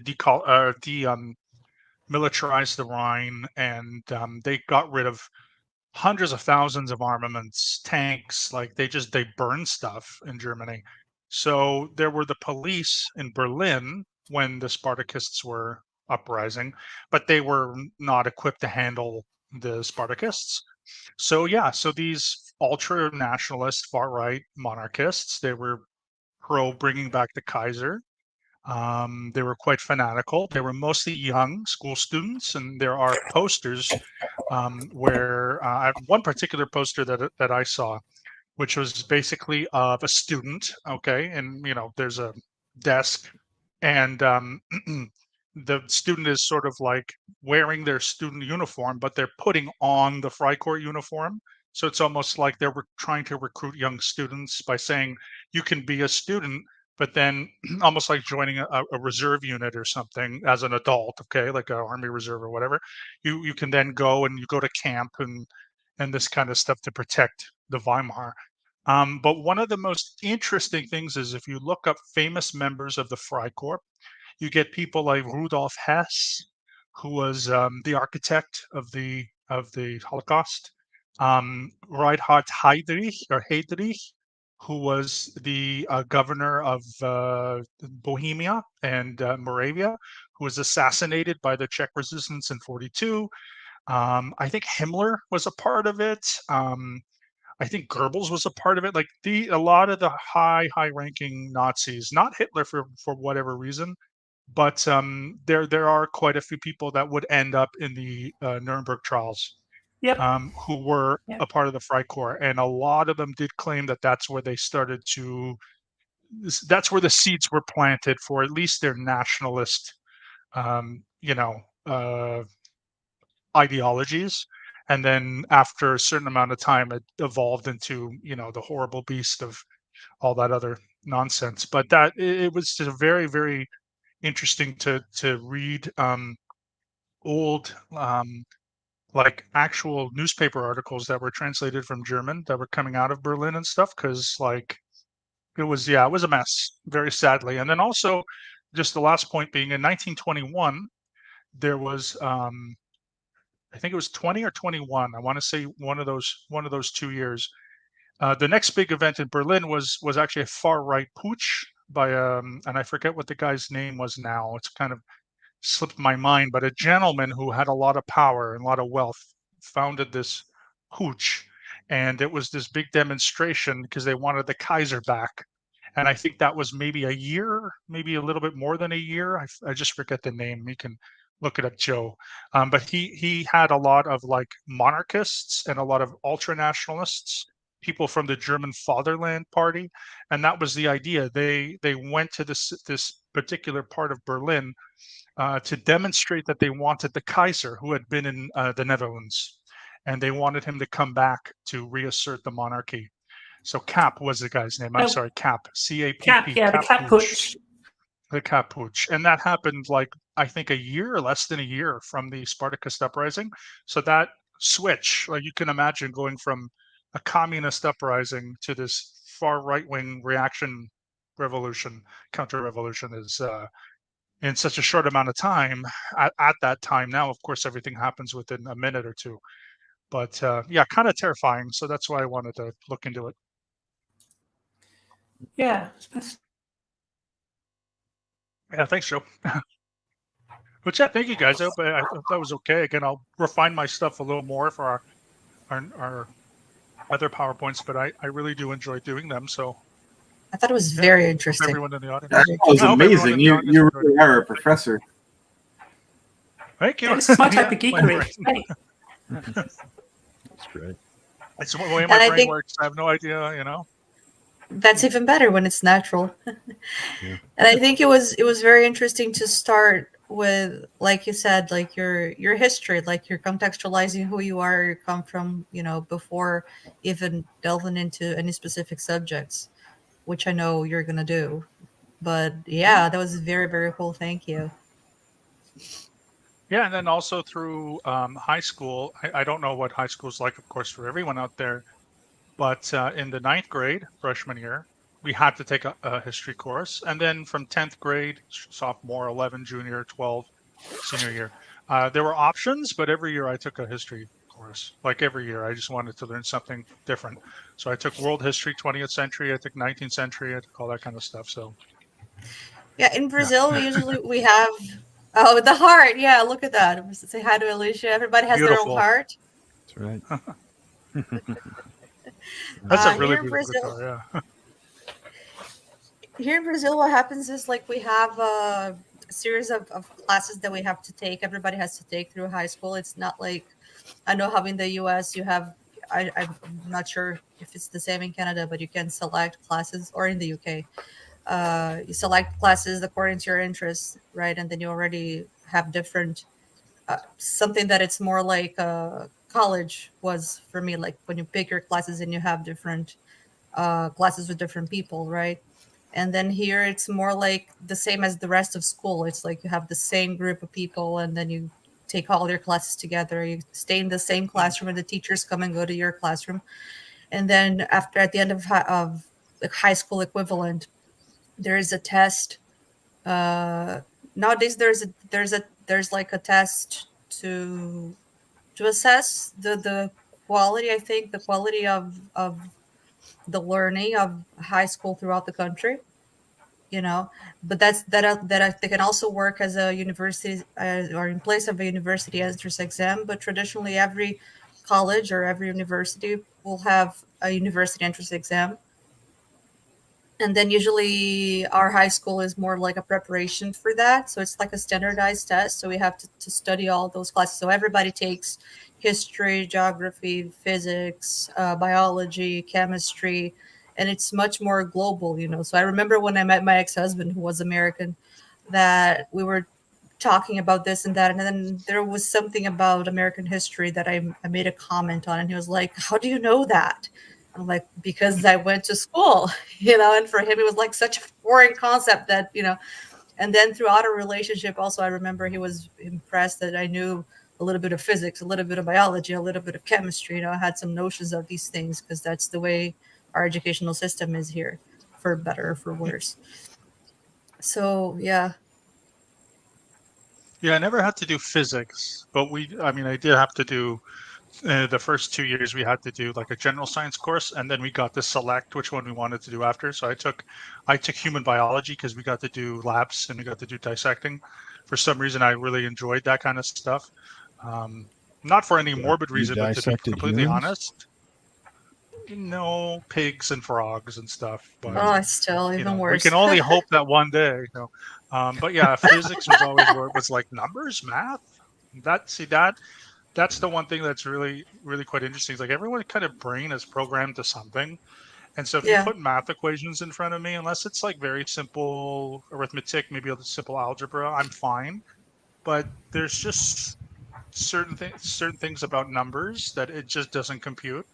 Like Mhm. I can't do it. You know what I mean? But then there's other things that I can remember these facts about, like Yeah, dates it's and awesome. history. Like it's just the way my brain works. And some Yeah, people are good at building things. My dad, I think I mentioned the time before or whatever, but my father used to, when he retired, he used to actually build audio equipment. So he used to be able to solder, and he would, build speakers, and he would do woodworking, and he would like do inlays. And I was like, that's amazing. Like I don't know how to. I don't know. Like I have a computer in front of me, and I know what's inside of it, and it blows my mind that someone soldered these wires in certain places, and now I talk to you.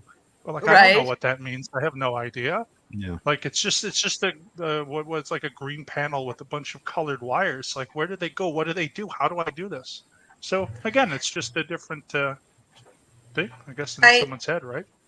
Yeah, I think I have mixed feelings about the whole educational system, the differences and all of that, because I think on the one hand, I think it's really interesting that you can allow teenagers to choose what they want to do, what they're stronger at and uh, promote their motivation and their interests, for a future and a career and all of that. But at the same Yeah. time, your brain is still developing. It's like you're going through a lot of changes. So sometimes you don't know. You know sort of what you like, more or less what you don't like. And I think it's also interesting to be able to have an opportunity to be even if briefly in touch with all these different things. Like, I for example, I think physics is fascinating. I'm horrible at math, but I think the theory of physics and all of that is fascinating. So I remember when I took my entrance exam, I remember that there's a specific way in which the university where I went to, that their test is done, that instead of being multiple choice, it's called sum. So it's like you have numbers, you have like alternatives, which are like, instead of being A, B, C, D, E, they're like 1, 2, 4, 6, 8, 16, 32, 64, I think. And then you have more or less, you don't have to have all of these options.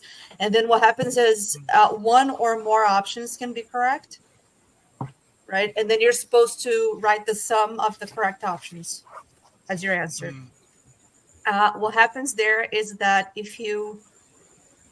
uh, if you select, I don't know how that works mathematically, but it works. If you select an alternative that is wrong,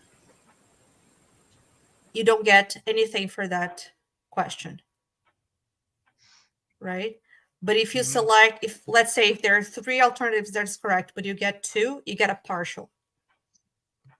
So there are Okay. Yeah. some Yeah. numbers that you can have, like some different Yeah. numbers that would be correct. Some numbers would be partial, a number would be the full question. And if you get, so we're trained, I was trained to do like, just select something you're sure of. If you're not sure of, don't select it, Mhm. because you're. So my physics test in the entrance exam, I remember that I didn't get any of there were 12 questions, I think. I didn't get any of them. I didn't get the full score, but I got a little bit of score for every one of them because I liked physics. I thought it was interesting, so the math part drove me crazy. But so and it's not something that I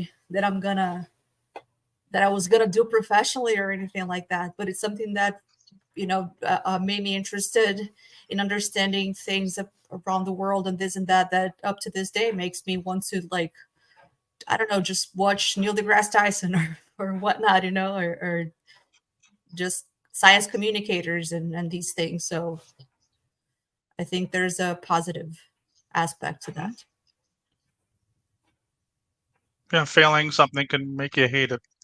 And if it's a lot of pressure, especially, I find that too. Like, in, I don't know what it's like for you guys or Chad and Steve, but I think our education systems in Canada is a little bit more like America, because we have like pop quizzes, we have essays, we also have the multiple choice stuff. I hate multiple choice, like, and just it's either right or it's wrong, and it's like the Right. worst subjects are the ones you don't do well in, and then when you have an exam or you have a test, you panic, and then when you panic, you don't Yeah, do well, and then you don't like that subject. So it's like, for me, yeah, that's what math was, and also French, because in the first grade in Canada, um, we learn how to conjugate verbs in French, which is insane for Yeah. 6 and 7-year-old kids to learn. the conjugation of French verbs. So like, Especially and when of your course, first French is a language very, doesn't conjugate. but it's also a very specific accent, and like it's just nobody likes it. That's not what it Mhm. should be like. It should be wanting to like only 13% of Canadians speak French, and like 9% are in Quebec. Like everyone should want to speak French because if you speak French, you have much better job opportunities. But people just despise it because you just learn these heady concepts when you're young and it doesn't do anything. And I find math can be like that sometimes. So yeah, it's just whatever you gravitate towards that are fun. Like I always liked music. I always liked history. I always liked geography because that's what I was good in, you know. Yeah, yeah, Other that than makes that, sense. you know, But science you was see my always tough, point that but But do you see my point that I think that that is very positive, especially because you have the labs and yeah, all of that, which we don't. All of our knowledge is yeah, theoretical. But at the same time, I don't think that what I had was bad either because it exposed me yeah, to different things that I wouldn't have been exposed otherwise to otherwise yeah. because I wasn't interested in that. And then sometimes as a teenager, you don't even know if you're going to be interested in that unless you experiment with it, unless you have those classes, and those things. So I'm just these are just things that I think about sometimes, like how would know if I had to choose like a system, I don't know what I Mm. would choose. If I could choose for me or for if I had kids or for a country. So hard, I think we've. hard. Oh, go ahead, Mark. Sorry. No, I was just gonna Yeah. add it's just difficult. That's all. Oh no, Education absolutely. Hey, policy. hey, Steve Britton, Illinois. I was going to say, I think, and I don't know if this is the same in Canada now, but the U.S. has started to figure this out a little bit better here in later years with things like satellite schools and STEM schools, which really, I find, if there's somebody that does find at 12, 13, 14 that they have, they're um, um, Talented. talented. Yeah, that's probably a good Yeah. word for it. Talented in things like science, Inspired. or they can really start to steer that way. Yeah. Inspired, great word for it. Or then you have you have some more. I don't want to call them traditional, but some more. Maybe it's the what ultimately are kind of the liberal arts, the educate, the I'm sorry, the languages.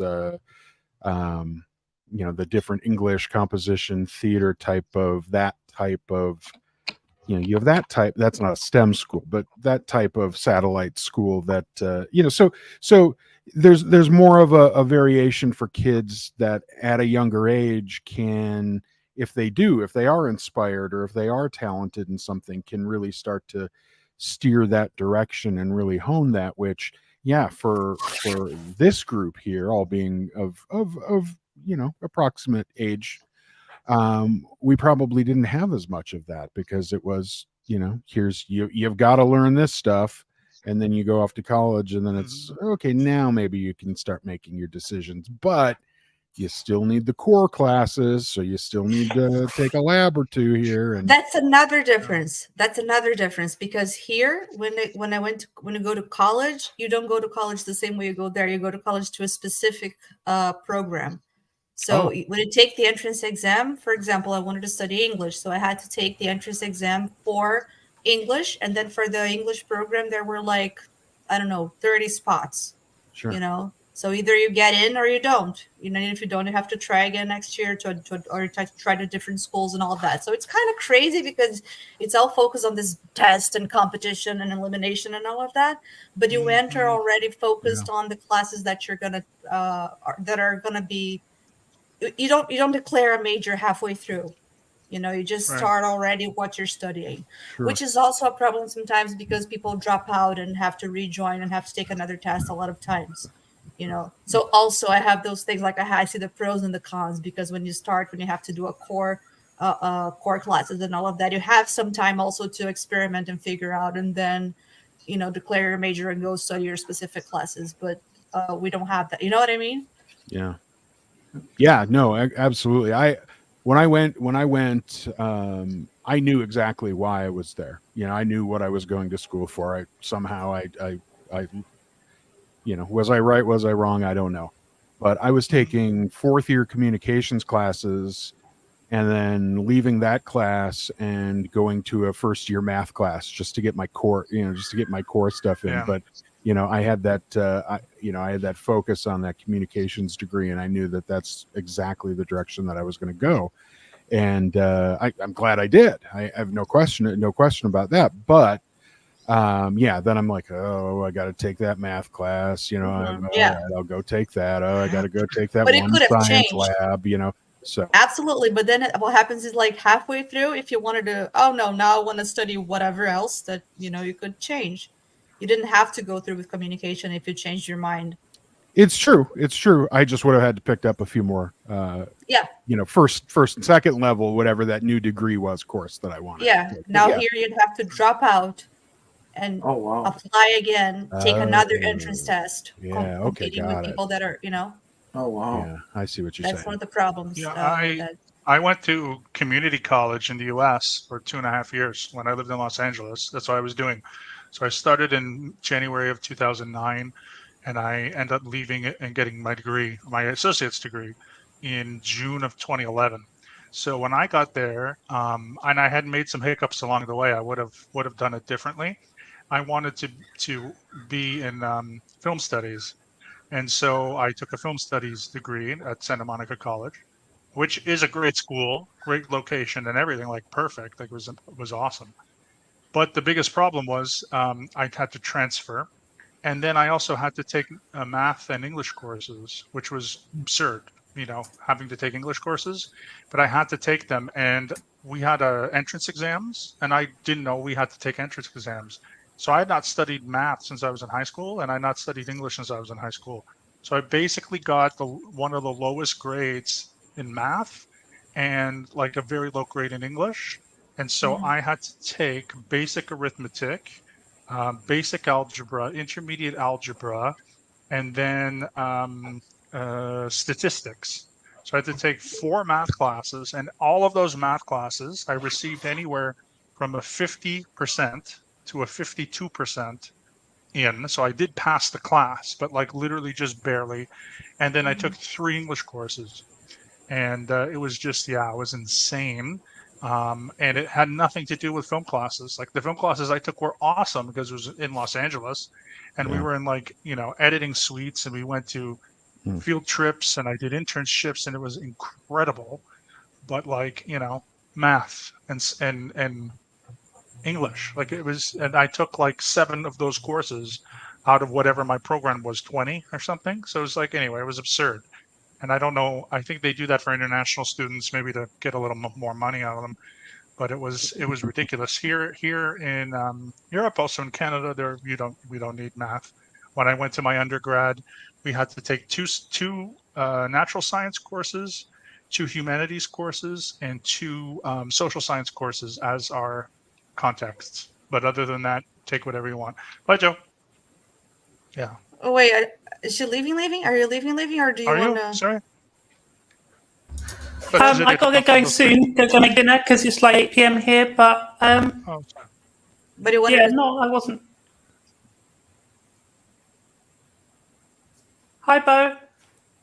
Hey, Bo. Hey, everyone. Hey, for everybody, just really quick for everybody that hasn't caught Bo Explores yet. Bo's got a new channel out as well. In fact, I think I still have it up here. And Is if I Bo do, Explores Bo Beats? no, I don't think so. There's Dora Explorer, there's Bo Beats, there's Bo Explorers. No, Bo Explores has the site. Oh, where did it go? I'm blind now. I'm looking at the screen and I don't see it.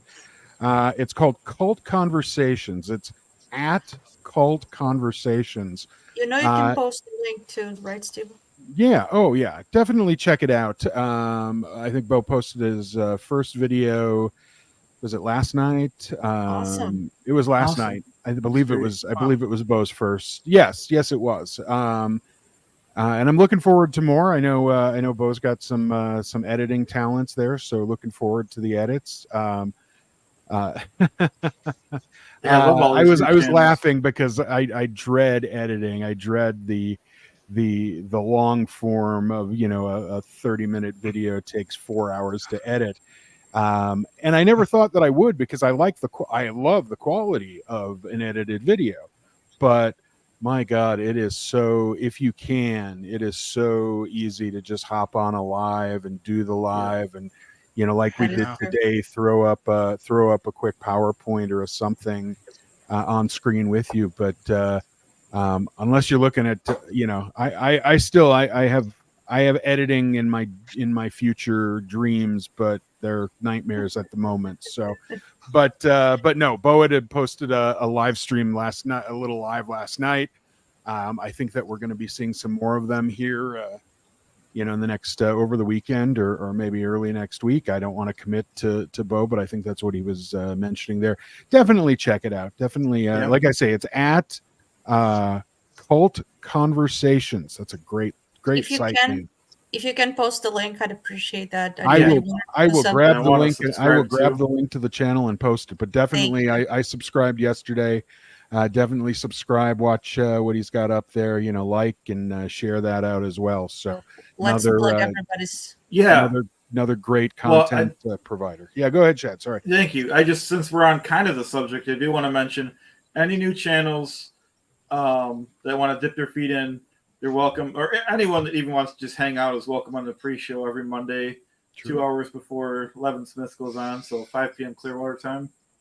A pre-show when there is a show, because last Monday we had a pre-show, we had a post-show, and there was no show. It was funny. I know. Well, he wrecked it because usually he goes on at 7 o'clock Clearwater time, and he went on at like 6 and 8 or something. And it wasn't a Monday Night Live after party. He just had a debate with that guy. Yeah, I don't want to keep Joe very long. I just wanted to see if you still have. Do you have time to play a little bit before you go? Sure, if you'd like me to. Play yourself I out. would. Yeah. And Freezing a Project had asked. I'm would you unloading, like to go to yes. play? Yeah. Ta-da. So we'll just listen to Joe before she goes, and then we'll get back to the comments. And let me just put Joe here. How do I do this?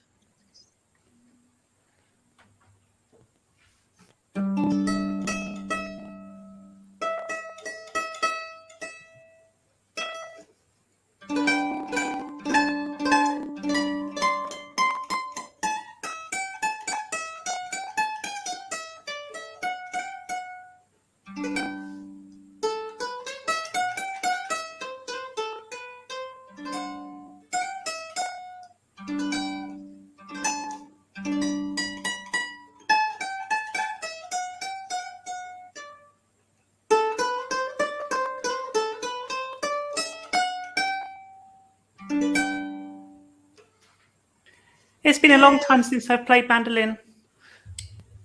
Great. Thank you. And thank you for There we joining go. us. There is the 1898. Wow. Thank you. That was If you can beautiful. see It was inside beautiful. the. Mm. No, you have to Nah, take my word for it. 1898. So yeah, this is one I restored a while ago. And I'm starving, so I'm going to go and make some dinner. Go ahead. Sure, Thank you for staying a little longer. Thank you for having me. And Thank you. Mark, this has been Of course. very interesting. Thank you for the history geekery. Thank you. Good. And yeah, Thank you so I'll much, see Joe. what Good to see you. soon. See you later, take care. Joe. Bye. Bye Bye. bye. See you. All right.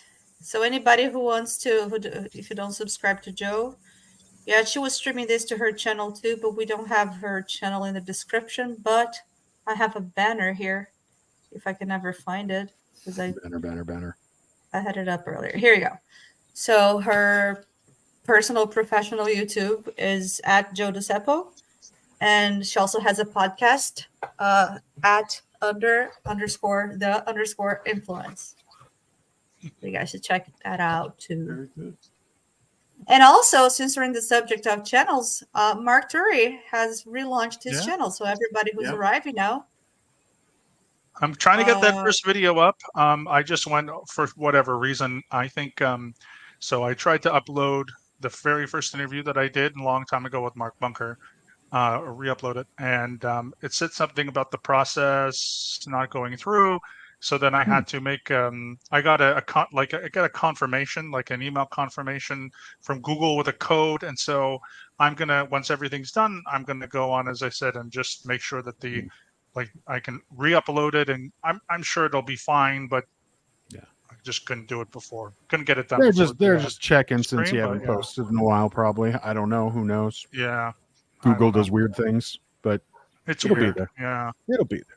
It'll be fine. So yeah, as soon as we hop off, I'll put that up, and I'll see how many I can do in the next few days. And I have 5 subscribers now, so I thank everyone for Yay. subscribing. I Awesome. appreciate it. You had 0 And if 3 you want to hours go ago. over, yeah, not too bad. So You thank you so much. 5x'd it. Yeah, That's good. 5x.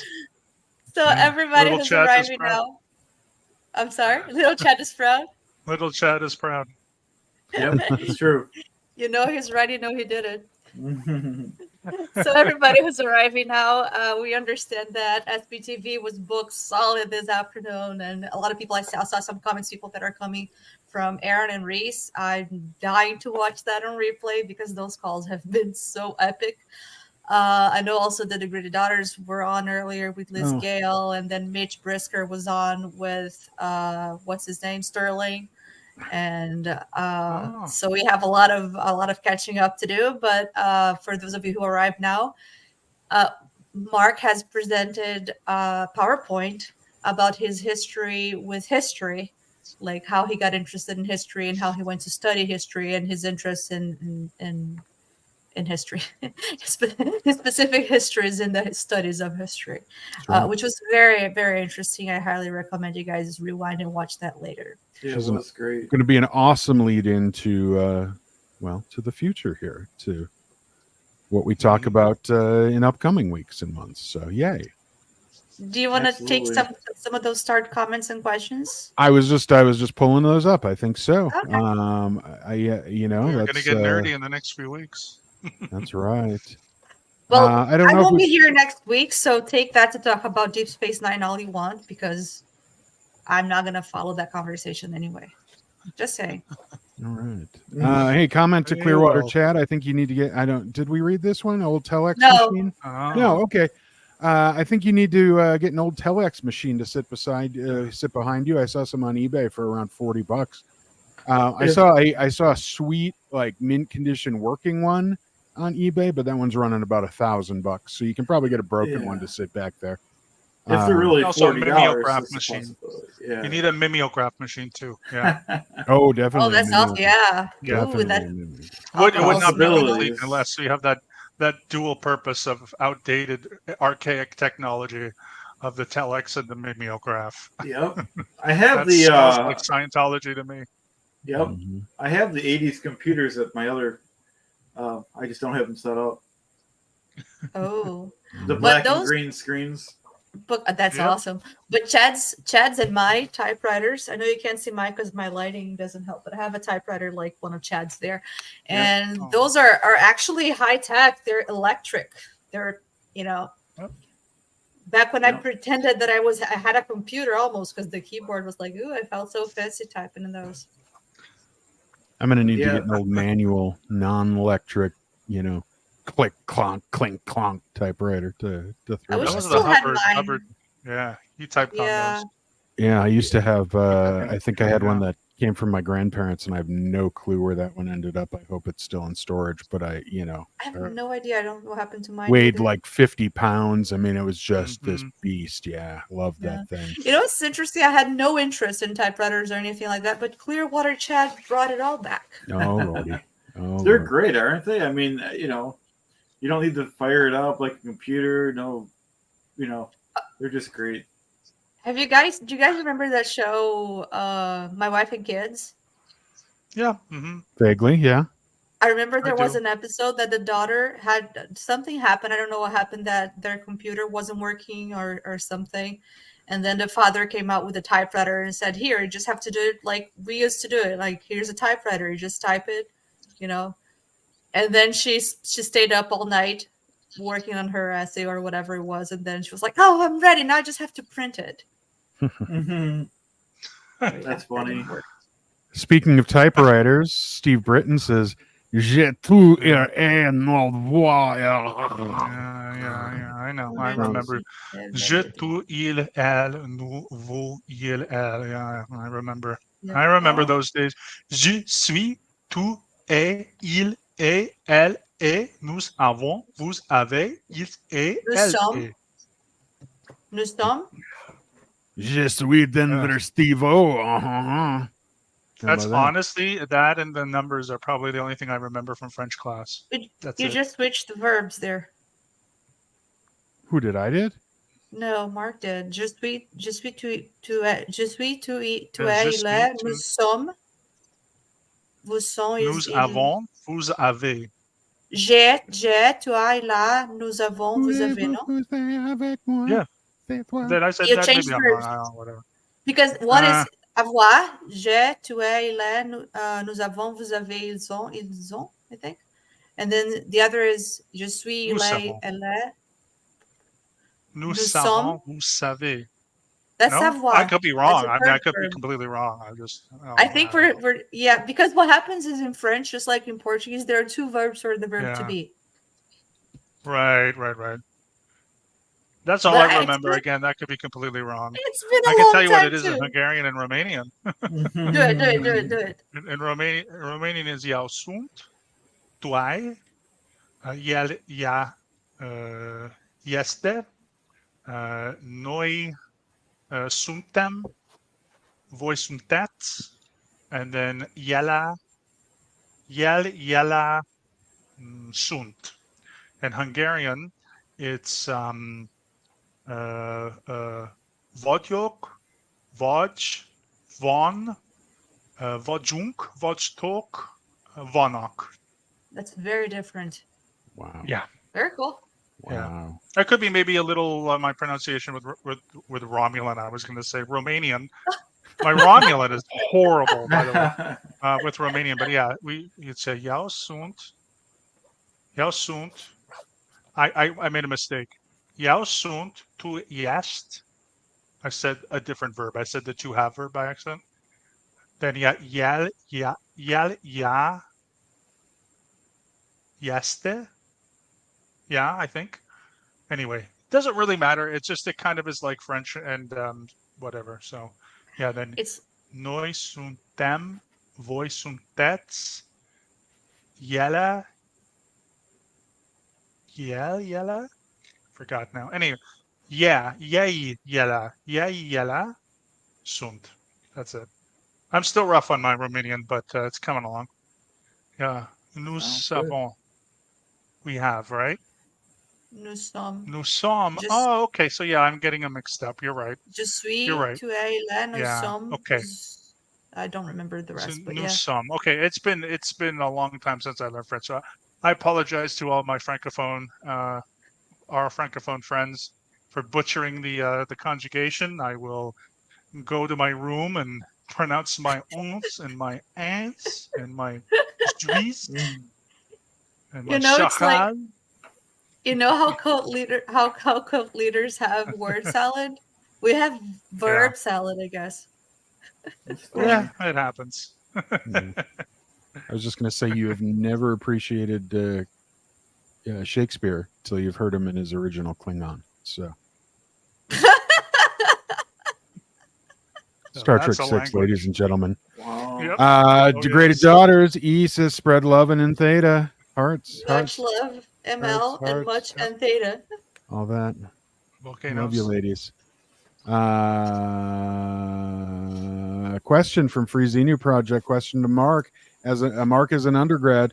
What did you think of Aaron's interviews with Jason? I apologize if you've already addressed this in another video. I don't know that you have. I may have missed. Did you get to see his interviews with Jason? I think I watched a little bit of it. It's I don't really know. Like again, I watched a bit of the first one. From what I gathered, because I didn't finish it. It seemed to me that when we study religious studies in like college and university level, especially at an academic level, there tends to be a little bit of a controversy because generally speaking, most scholars are very hesitant, and I sort of agree with this to some extent, not 100%, but they don't really use the term cult. They'll use the term new religious movement, and they won't really categorize Scientology as a cult. They'll say, well, they're a new religious movement. So there are some scholars and academics that tend to lean on what some people would call an apologetics side, where they're sort of making excuses for Scientology. I don't like that. Obviously, there's a famous scholar named J. Gordon Melton. Reza Aslan does this. There are a few religious studies people that are like this, and maybe this guy was doing that. But you do have to understand that it's a different perspective. I use the term destructive group, which can be religious, it can be secular, it can be social, it can be fitness and business, and it can be so many different things. So I think a lot of people sometimes we have an idea of what a cult is supposed to be in our head. And then when someone comes along and sounds kind of like, well, it's not really like this, it's more like this, then it can be a little strange. However, one of the biggest problems with Scientology is it's not just what they believe in, like who cares? It's their actions. And I think one of the biggest problems with Scientology and scholarship is that the scholars themselves don't, no scholar gets the actual full experience of being in Scientology, because it would be destructive, and the scholars wouldn't want to speak out, so they only get this public relations side.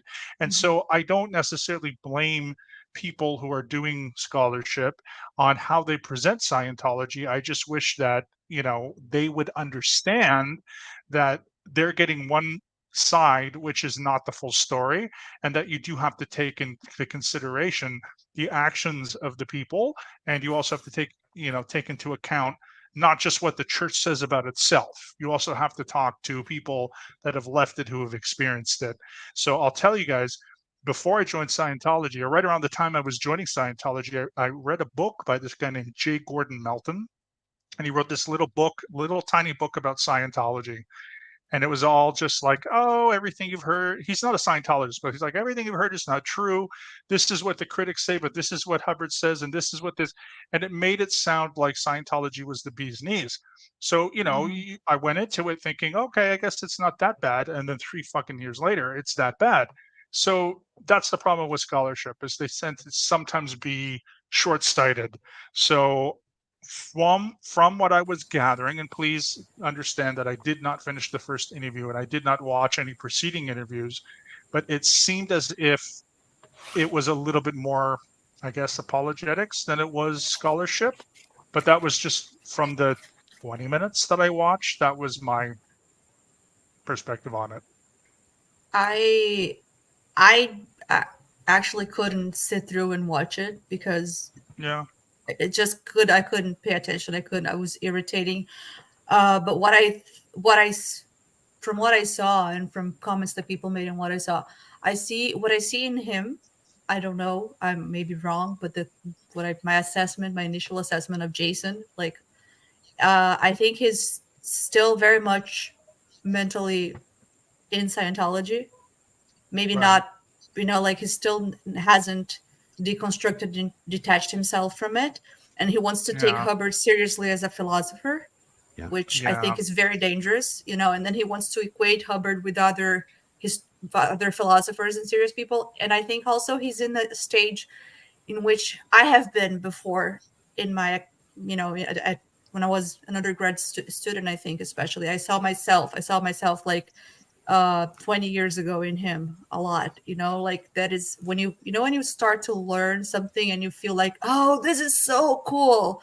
And then you study Yeah. that and you learn some new things. And then you think you're super intelligent and you think you're an academic because you're involved in academia, and then after you study a little bit more, you have to write a senior thesis, and then you go to your master's, and then you see all the ego, this and that, you don't know anything. It's all, well, for me at least, it was a very humbling experience to to go through a master's program, I'd say. But Yeah. I think he comes across as very arrogant. and that is off-putting, to me. It's like very difficult. And then he said things like, of course, it's easy to make fun of him when he says, oh, the X word, which I think is ridiculous because he won't say Xenu. But then when Aaron, yeah, and then when Aaron asks politely, like, but what's the problem with that? And then he was like, the way he said it was just so arrogant. It's like a respect. But it was just in a tone that was, for me, very off-putting. But Freezino Project has a follow-up to that question. Sure. Denver? Oh, question. Yeah, question. Please. Mark, I got that with Jason.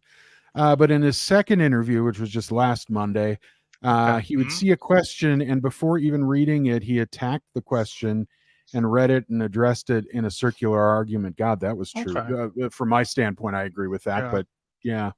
I'll have to look at them then. Thank you guys. I'll put them. I'll put those interviews because I try to watch as much as I can through Aaron, but then there's some things that go through the cracks because I gotta watch Deep Space Nine for the 900th time, and then I gotta watch Cobra. I just started watching Cobra Kai, which is incredible, so great. and so forth. So good. So you know what I mean. So some things go through the cracks. So let me go and take the time to watch those two interviews and just make some notes, and I'll come back next week and tell you guys what I thought about it. I know Juliana won't be here, but you can listen later to what we'll talk about.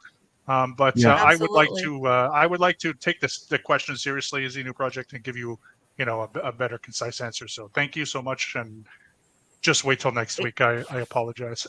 To be if continued. I may, Hans Christian also says, I wrote Jason and recommended he rather do an interview with Apostate Alex or even better with John Atex. Your thoughts? I'd like to say, and then I'll let you talk. Well, I don't know if you have an opinion on that because you haven't seen that yet. But I personally, when I started watching him on the second, I watched parts of the first and parts of the second debate. On the second one, I was like, I'd love to see this guy debate John Atex, but John Atex would just destroy him, because his arguments are not arguments. But I think he wouldn't go because he went on Chris Shelton once, and I don't know what happened. And they, and then I remember in the first interview, in the first debate, that he said something about he had some kind of criticism to John Atex and Chris Shelton, the way that they, So I don't know. Anybody else wants to weigh in on that? I haven't seen it yet, so I know it's harder. So I just wanted to say that because that's something that I thought I'd love to see him talk to John Atex. And then a comment from Free Xenu Project. He said Xenu the second time, but when he saw my name, he called me Free X Name Guy. Wow. Yeah. Oh my God. That's weird.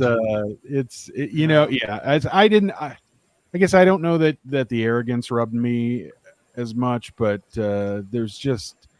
It to me, it just felt, the argument felt very circular. And when Aaron pressed him on things, and not to, won't belittle the point here.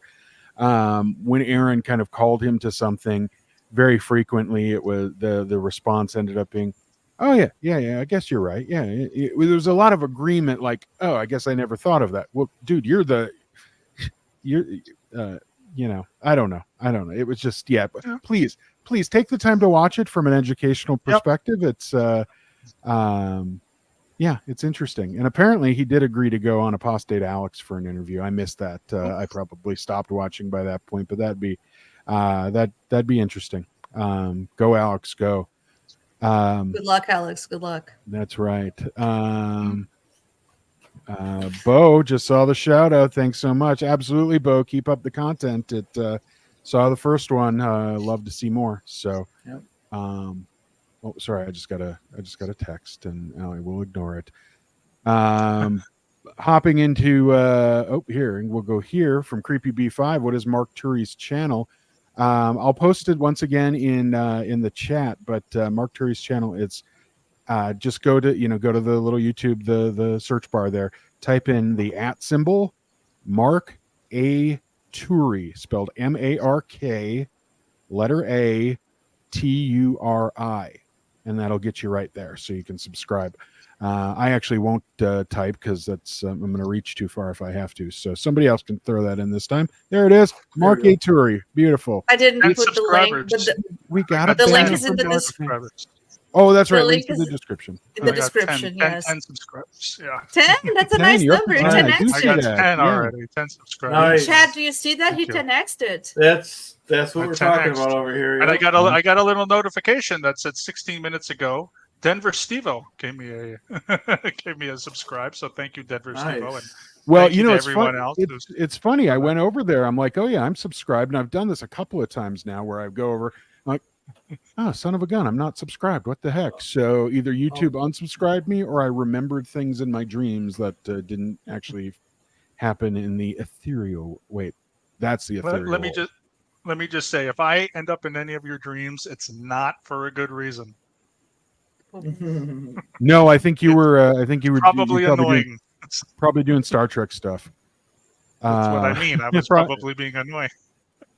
You'd Klingon ridges, and you were like Worf. I don't 2.0 I or don't with the something, I don't Klingons. No, only Romulans and Bajorans. Don't associate me with the Klingons or the. Oh, okay, that's what the or ridges the were. Jem'Hadar or those Cardassi, the Cardis or whatever. I'm just Kardashians. only Kim Romulans and Kardashian. Bajorans. That's right. Just All a right, I'm reminder. your- Just Sorry. go ahead, Chad. I'm Mark Turi's 11th subscriber. Beautiful. Yay, Look at flooding. that. Look at that. It's climbing. We're gonna have Jenna Miscavige numbers by the time this is up. Yep. So Bo Explores, his channel is once again at Cult Conversations. So definitely go subscribe to Bo's as well. Yay. We've got content coming. We've got people doing stuff. Steve, Here may we I go. ask you? Oh, go ahead, read that, and then can I ask you to go back to the top of the start question so that we don't miss some of the older comments and questions? Oh, I was bouncing left and right to try to like put them in storybook format. You do your thing. You do your thing. I'm just worried that some things are going to be just lost too far back in the past. But you do Oh your thing. no, never. You do So your Steve thing. Britton, this is talking about the interview with Jason, if that is his real name. I only lasted 2 hours. That was 1 hour 59 minutes longer than I should have. Agreed. I do want to mention this though before we leave. Joel McCoyne soapbox. I love Joel McCoyne soapboxes. If you're thinking of getting a pet, think about adopting a senior pet. That's a great one. That's a great one, Joel. There are lots of them that need homes. Check it out. Absolutely. Everybody wants the new puppy. Everybody wants the new cute little just born kitty cat. But what about the senior pets? What about the whatever, the brood mamas, the dogs that have really lived a life? They're senior pets, which typically means, depending on the breed, it's 7, 8 to 10, that type of age range. Even a dog even a little bit younger than that, but because they've lived their life, they've lived lives, they need homes, they need their forever home. And please, to just piggyback on Joel's soapbox here, there are wonderful pets that all they're looking for is a lap to lay in, or a bed to lay next to you in, a yard to play in. And just because they're a little bit older, and just because they haven't found that home, or they lost that home for whatever reason, doesn't mean they don't deserve one now. So thank you, Joel. Thank you. I always love those messages. I'm not sure what this one. Grand Theft Hoopty. Hoopty's in the house. Hey, Hoopty. Hoopty says, when I was growing up near Clearwater, Chad, up in that area, North Clearwater, we used to get Toronto television stations. Canadian Sesame Street had different characters, and they had Pengu. And as I learned, Pengu was some sort of animated little penguin that would dance around and start trouble. So Pengu. We have Pengu here. Wow, I don't remember that. I don't know that I haven't watched Sesame I don't Street in a either. while, but I don't know that we got Pengu. Yeah, So- Buffalo and Toronto. I mentioned before we share the same, like Toronto's major 4 networks: NBC, ABC, CBS, Fox, PBS, all comes from the Buffalo area. So like we don't, when I would watch Must See TV on the WNED, I think is the NBC station. That's when we used to watch Friends and Seinfeld. It would come from there. So we used to get we always get the local news from Buffalo. And I just remember, and I talked to Chad about this, is when it's the winter, there's always a blizzard in Buffalo. And we would get the school closures. Lackawanna County is closed, and Lockport is closed, and Fredonia is closed, and whatever else, Hamburg is closed, and anyway. Wow, you're A lot actually of What do memories I of the care? ticker going by to see all the school closures.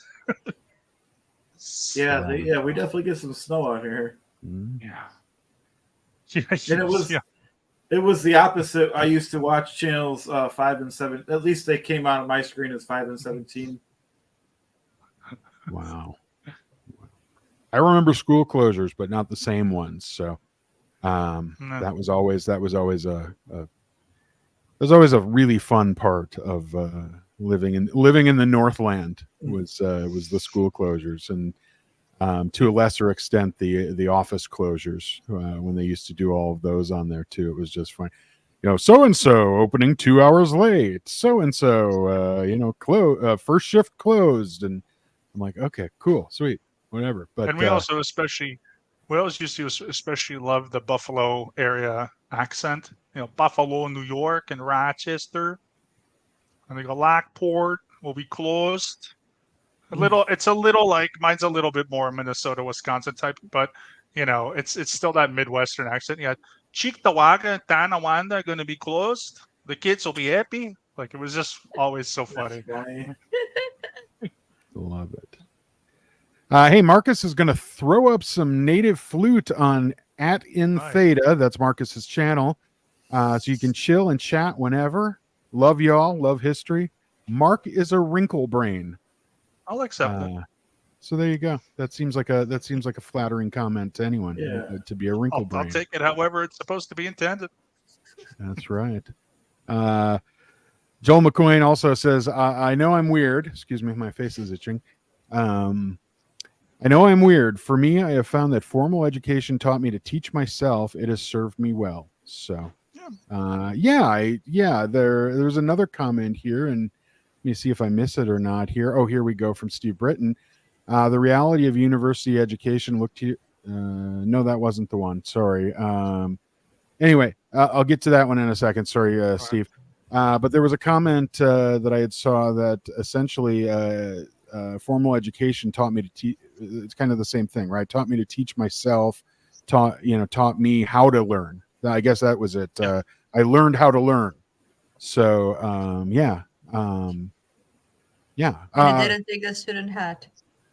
No, I gotta hide for just a second here. I've got a noise, but so Juliana, if you want to take the next one, I will be right back. Yeah, do you want me to okay, so let's take Sure. that one. And then all right, Mark, do you want to read it, or Chad? Chad, you've been quiet. Sure. I'll read it. From Steve Britton, the reality of university education. Look to your left, look to your right. Those two people won't be there when you graduate. It's true. My class started with more than 60 people. Yeah. And then 15 graduated. Yeah. Wow. That happens.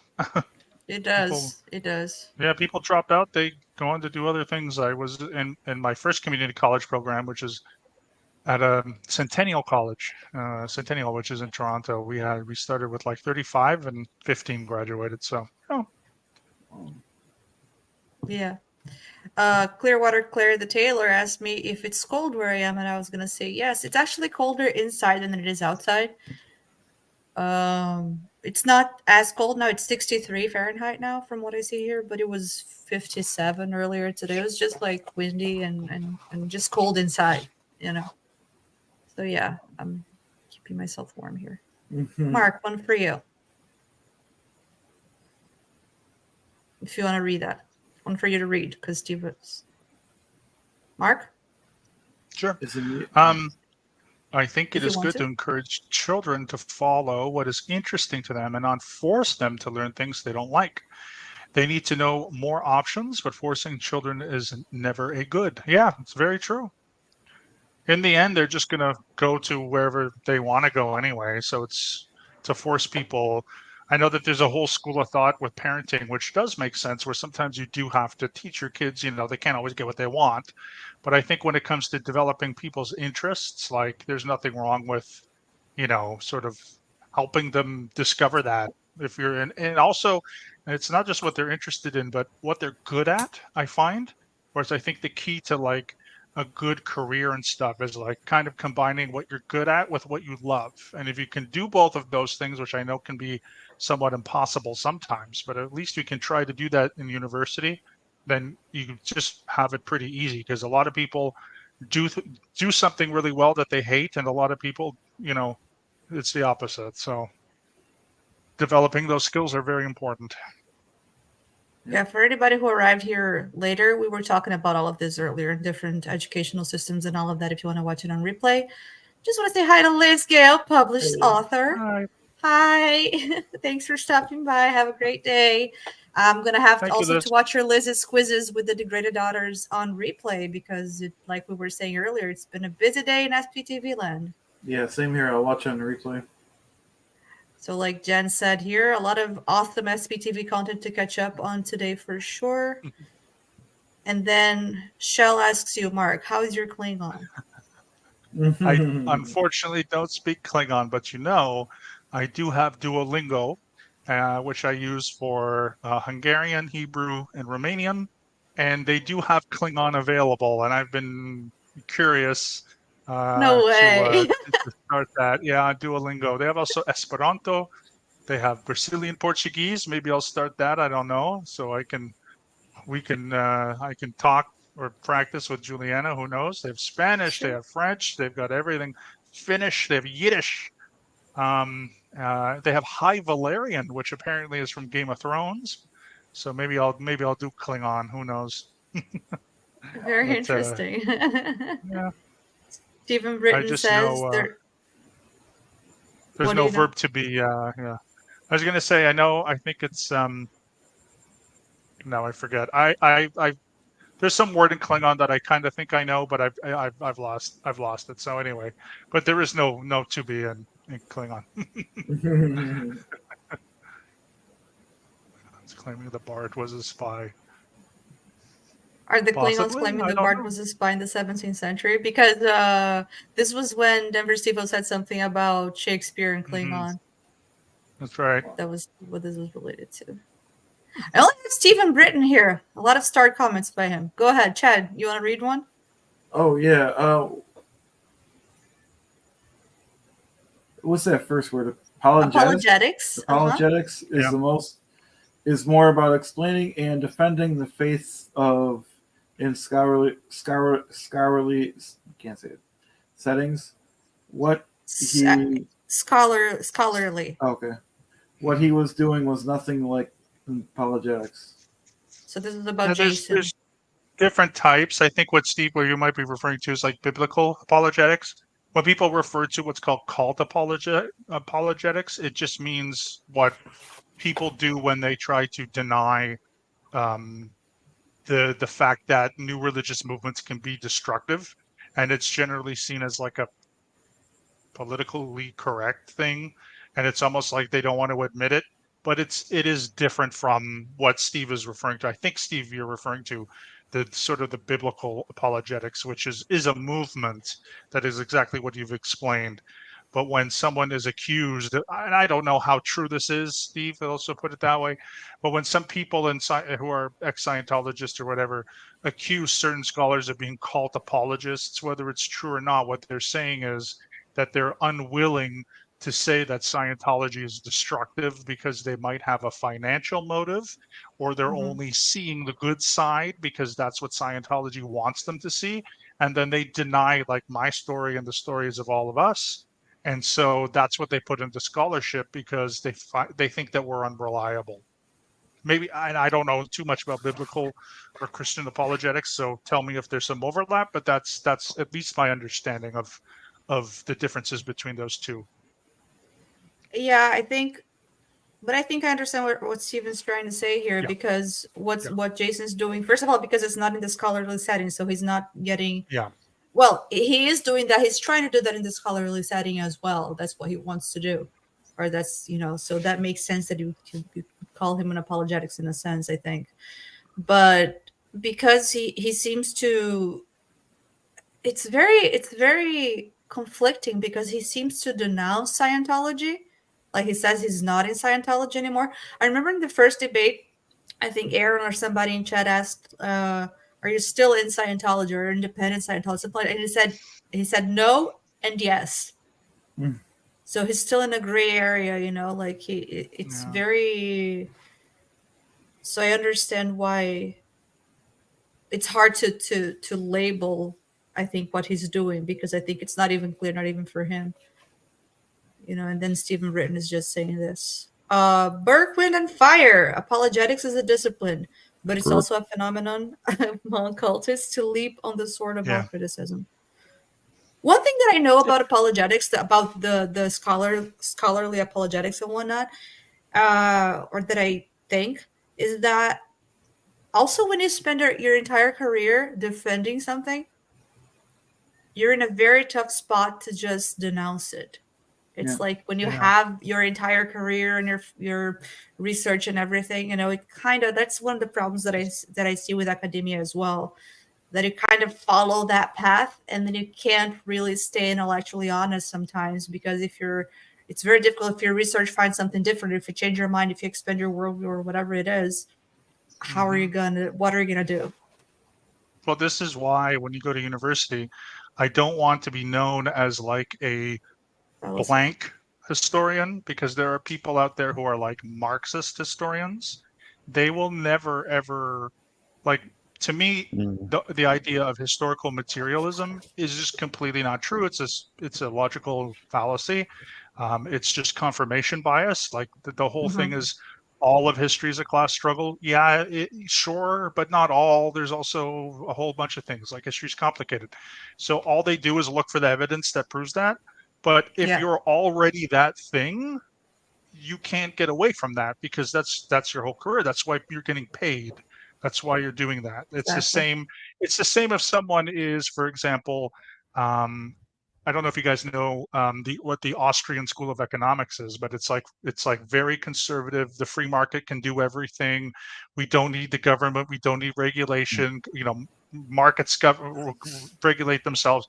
And there's people that are like that in U.S. colleges and universities, and it's like, but that's not true. But they still teach it because they're known as the Austrian or the Marxist or the existentialist philosopher. It's like, I don't like, to me, that's all ideology that should be personal. And it's like bringing it into your own kind of academia means that you really can't change your mind. And academia is supposed to be at least about helping people give a ton of perspectives and then hoping that people will sort of change or be more tolerant and more pluralistic. But like, how can you do that when you have tunnel vision on, like, this is the one way to see sociology, or this is the one way to see biology, or this is the one way to see history? It's like, let's be a little bit more open. So it is difficult. At least in when you're studying or when you're teaching, if at least you can be honest and say, like, this is this line, and then you study this line and that line and the other line, and then know that all those things exist, I think that's interesting. Yeah.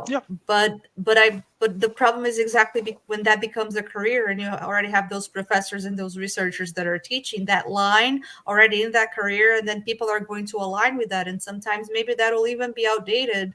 Like, if you think about, like, Freudian psychology, which is mostly outdated, but it's still very much in use and very much considered and very much, and it's gonna still beef, I think, for a long time, because there's going to be people that are going to follow that, and they're going to follow their, also because when you're studying, when you need you need a research group, you need a professor to advise you, and then you need a line, and then you're going to align with what they do. Like, in my university, we had a top Shakespeare scholar. He's amazing, but all his studies with the Shakespeare, which is a little different than when you're talking about, like, history or economics or political studies and things like that, because literature, that's always going to be there. You can just apply different perspectives to it, so you can get one of the other, you can get the other subjects and apply to it differently.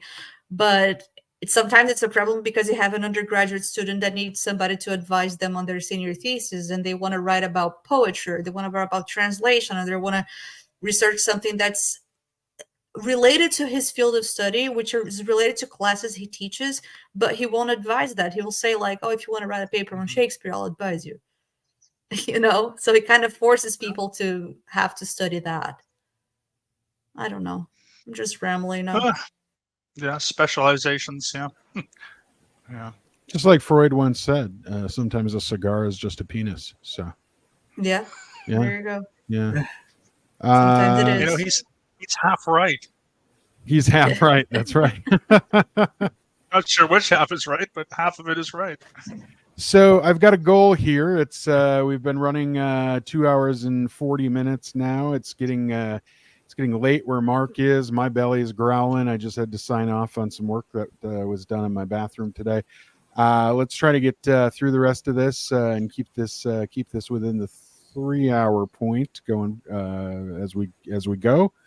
I got But I about not 10 minutes, if that's okay. Yeah, I just had to leave just a tiny bit early today, so we could do it within Should 10 I not minutes. It's perfect. That's all right. Yeah. Okay, so I won't start any more questions. Steve, you Unless pick the there's ones that you something think are more magical important. there, let's not. There's always everything Unless magical. like Aaron comes in the chat or something. Yeah. And again, next week we'll all go longer just to make up for now. Yeah, there we go. So Steve Britton says, be responsible, spay and neuter your pets. Absolutely.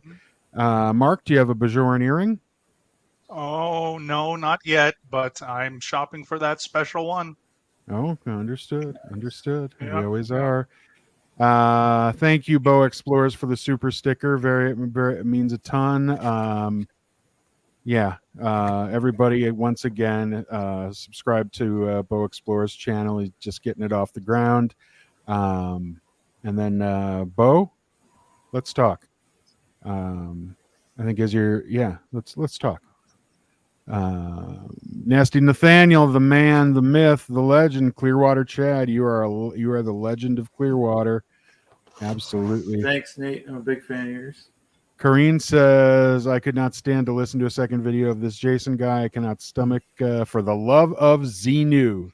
Not for Karini, the love I think of you X. mean For the Love of X. No, not that. The Ethical Tailor, it wouldn't be a debate with John Atek. John would take him down. Yes, indeed. I think so too.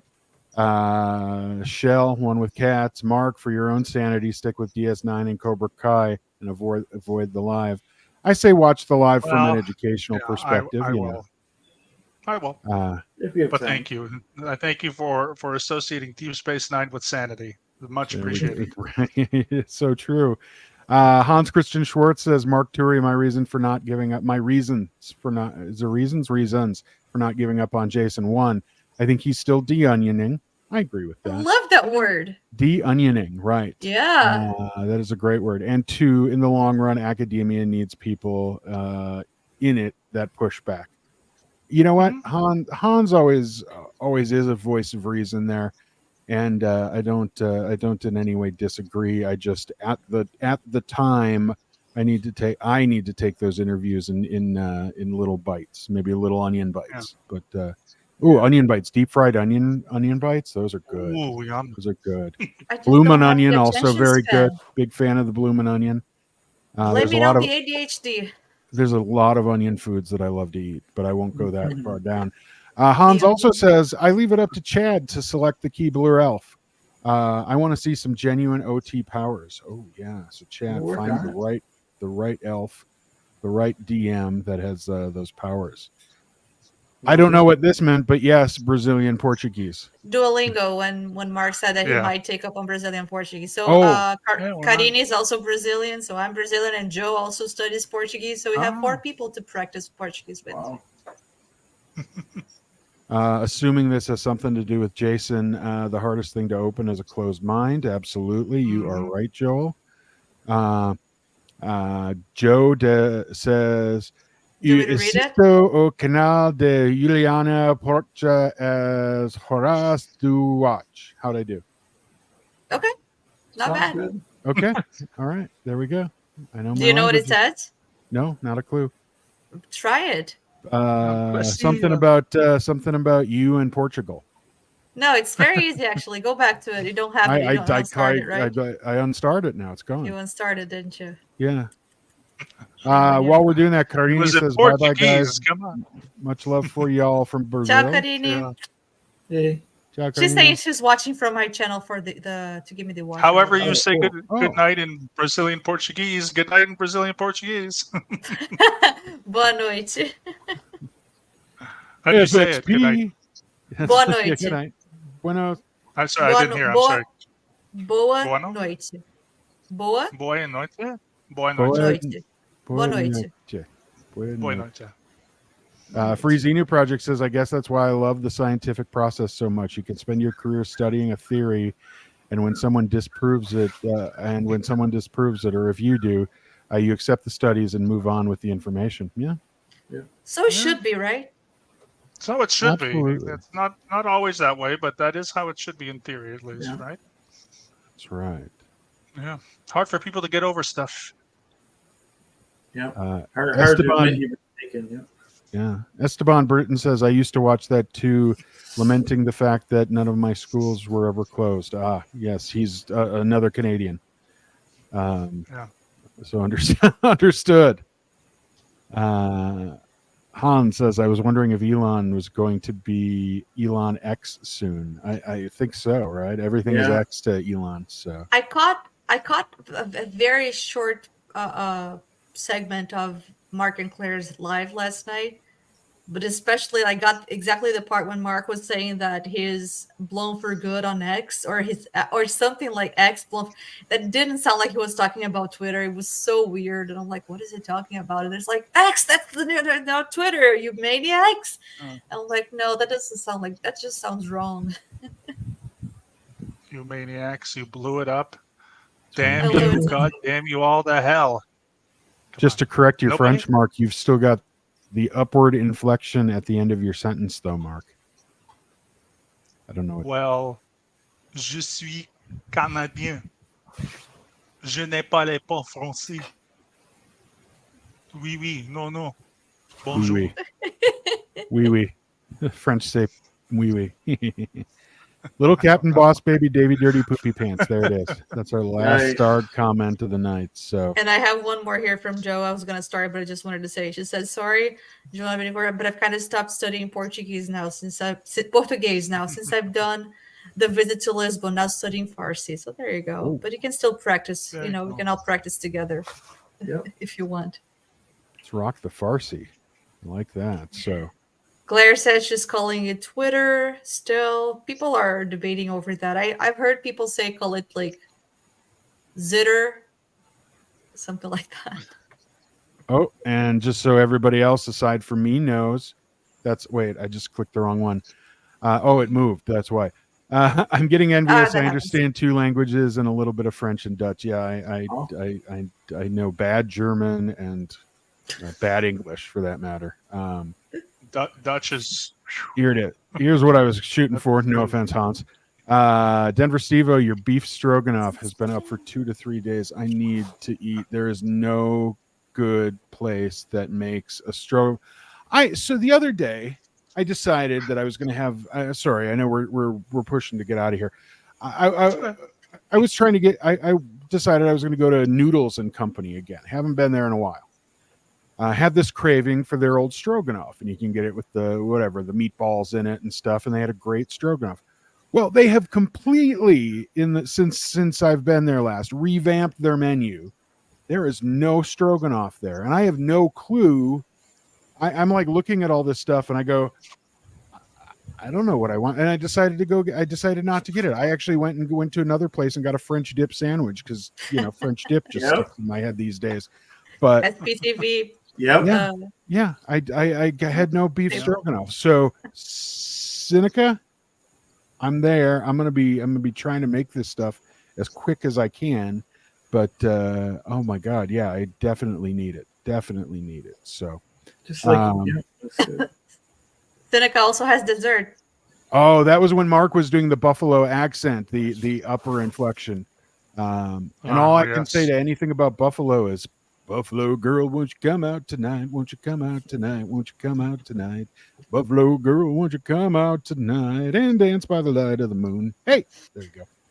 And I So- just wanted to say that Seneca is working on dessert as well. Blueberry And I am cobbler. up to Nice. 15 subscribers. Wow, that's good. Look Let's at that, go. everybody.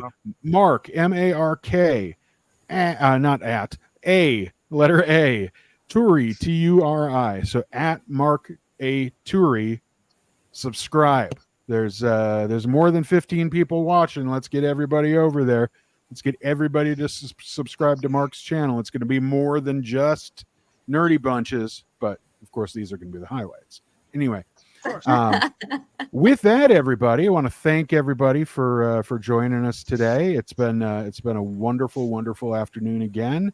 Remember tonight, swing on over to Denver Steve-O for what? That's right, Xenu, not X-Man, Xenu Nation. We're gonna have a great one tonight. So everybody, swing on over. That's at whatever time I have that set for. I don't remember. You all Export Nation. probably just know go better to than I do. just go to Looking Denver forward to it. Steve-O's, and you're gonna see it there, and it's gonna show at your local time. Yeah, I was gonna At look. But Denver Steve-O, you'll but- find it. do what Julie says and swing on by. Oh, how about, oh, it's not there. Oh, because that's the wrong group. Oh, never mind. Anyway, and now it's trying to What? make me sign into things. Anyway, go to denverstevo.com, or not Denver Steve-O. Go to denverstevo.com for the merch. Go to @DenverSteve-O here on YouTube and have it notify you. Just click on the notify me, and it'll let you know when it's coming up tonight. I think it's 6. I think it's 8 or I think it's 8 o'clock Clearwater time, because we're doing it just in front of Mitch Brisker's Saturday night confessional. So look forward to everybody there. Oh, that's why. Oh, it was playing games on me. I opened up a new window. Anyway, swing on by, join us, and with that, everybody, have a wonderful weekend. Bye, all hearts. Bye, everybody. I Bye. can't do heart and then broadcast at the same time. I don't so have I'm a gonna guitar, so I'll hearts. do this heart. I'll do this heart. Well, Bye.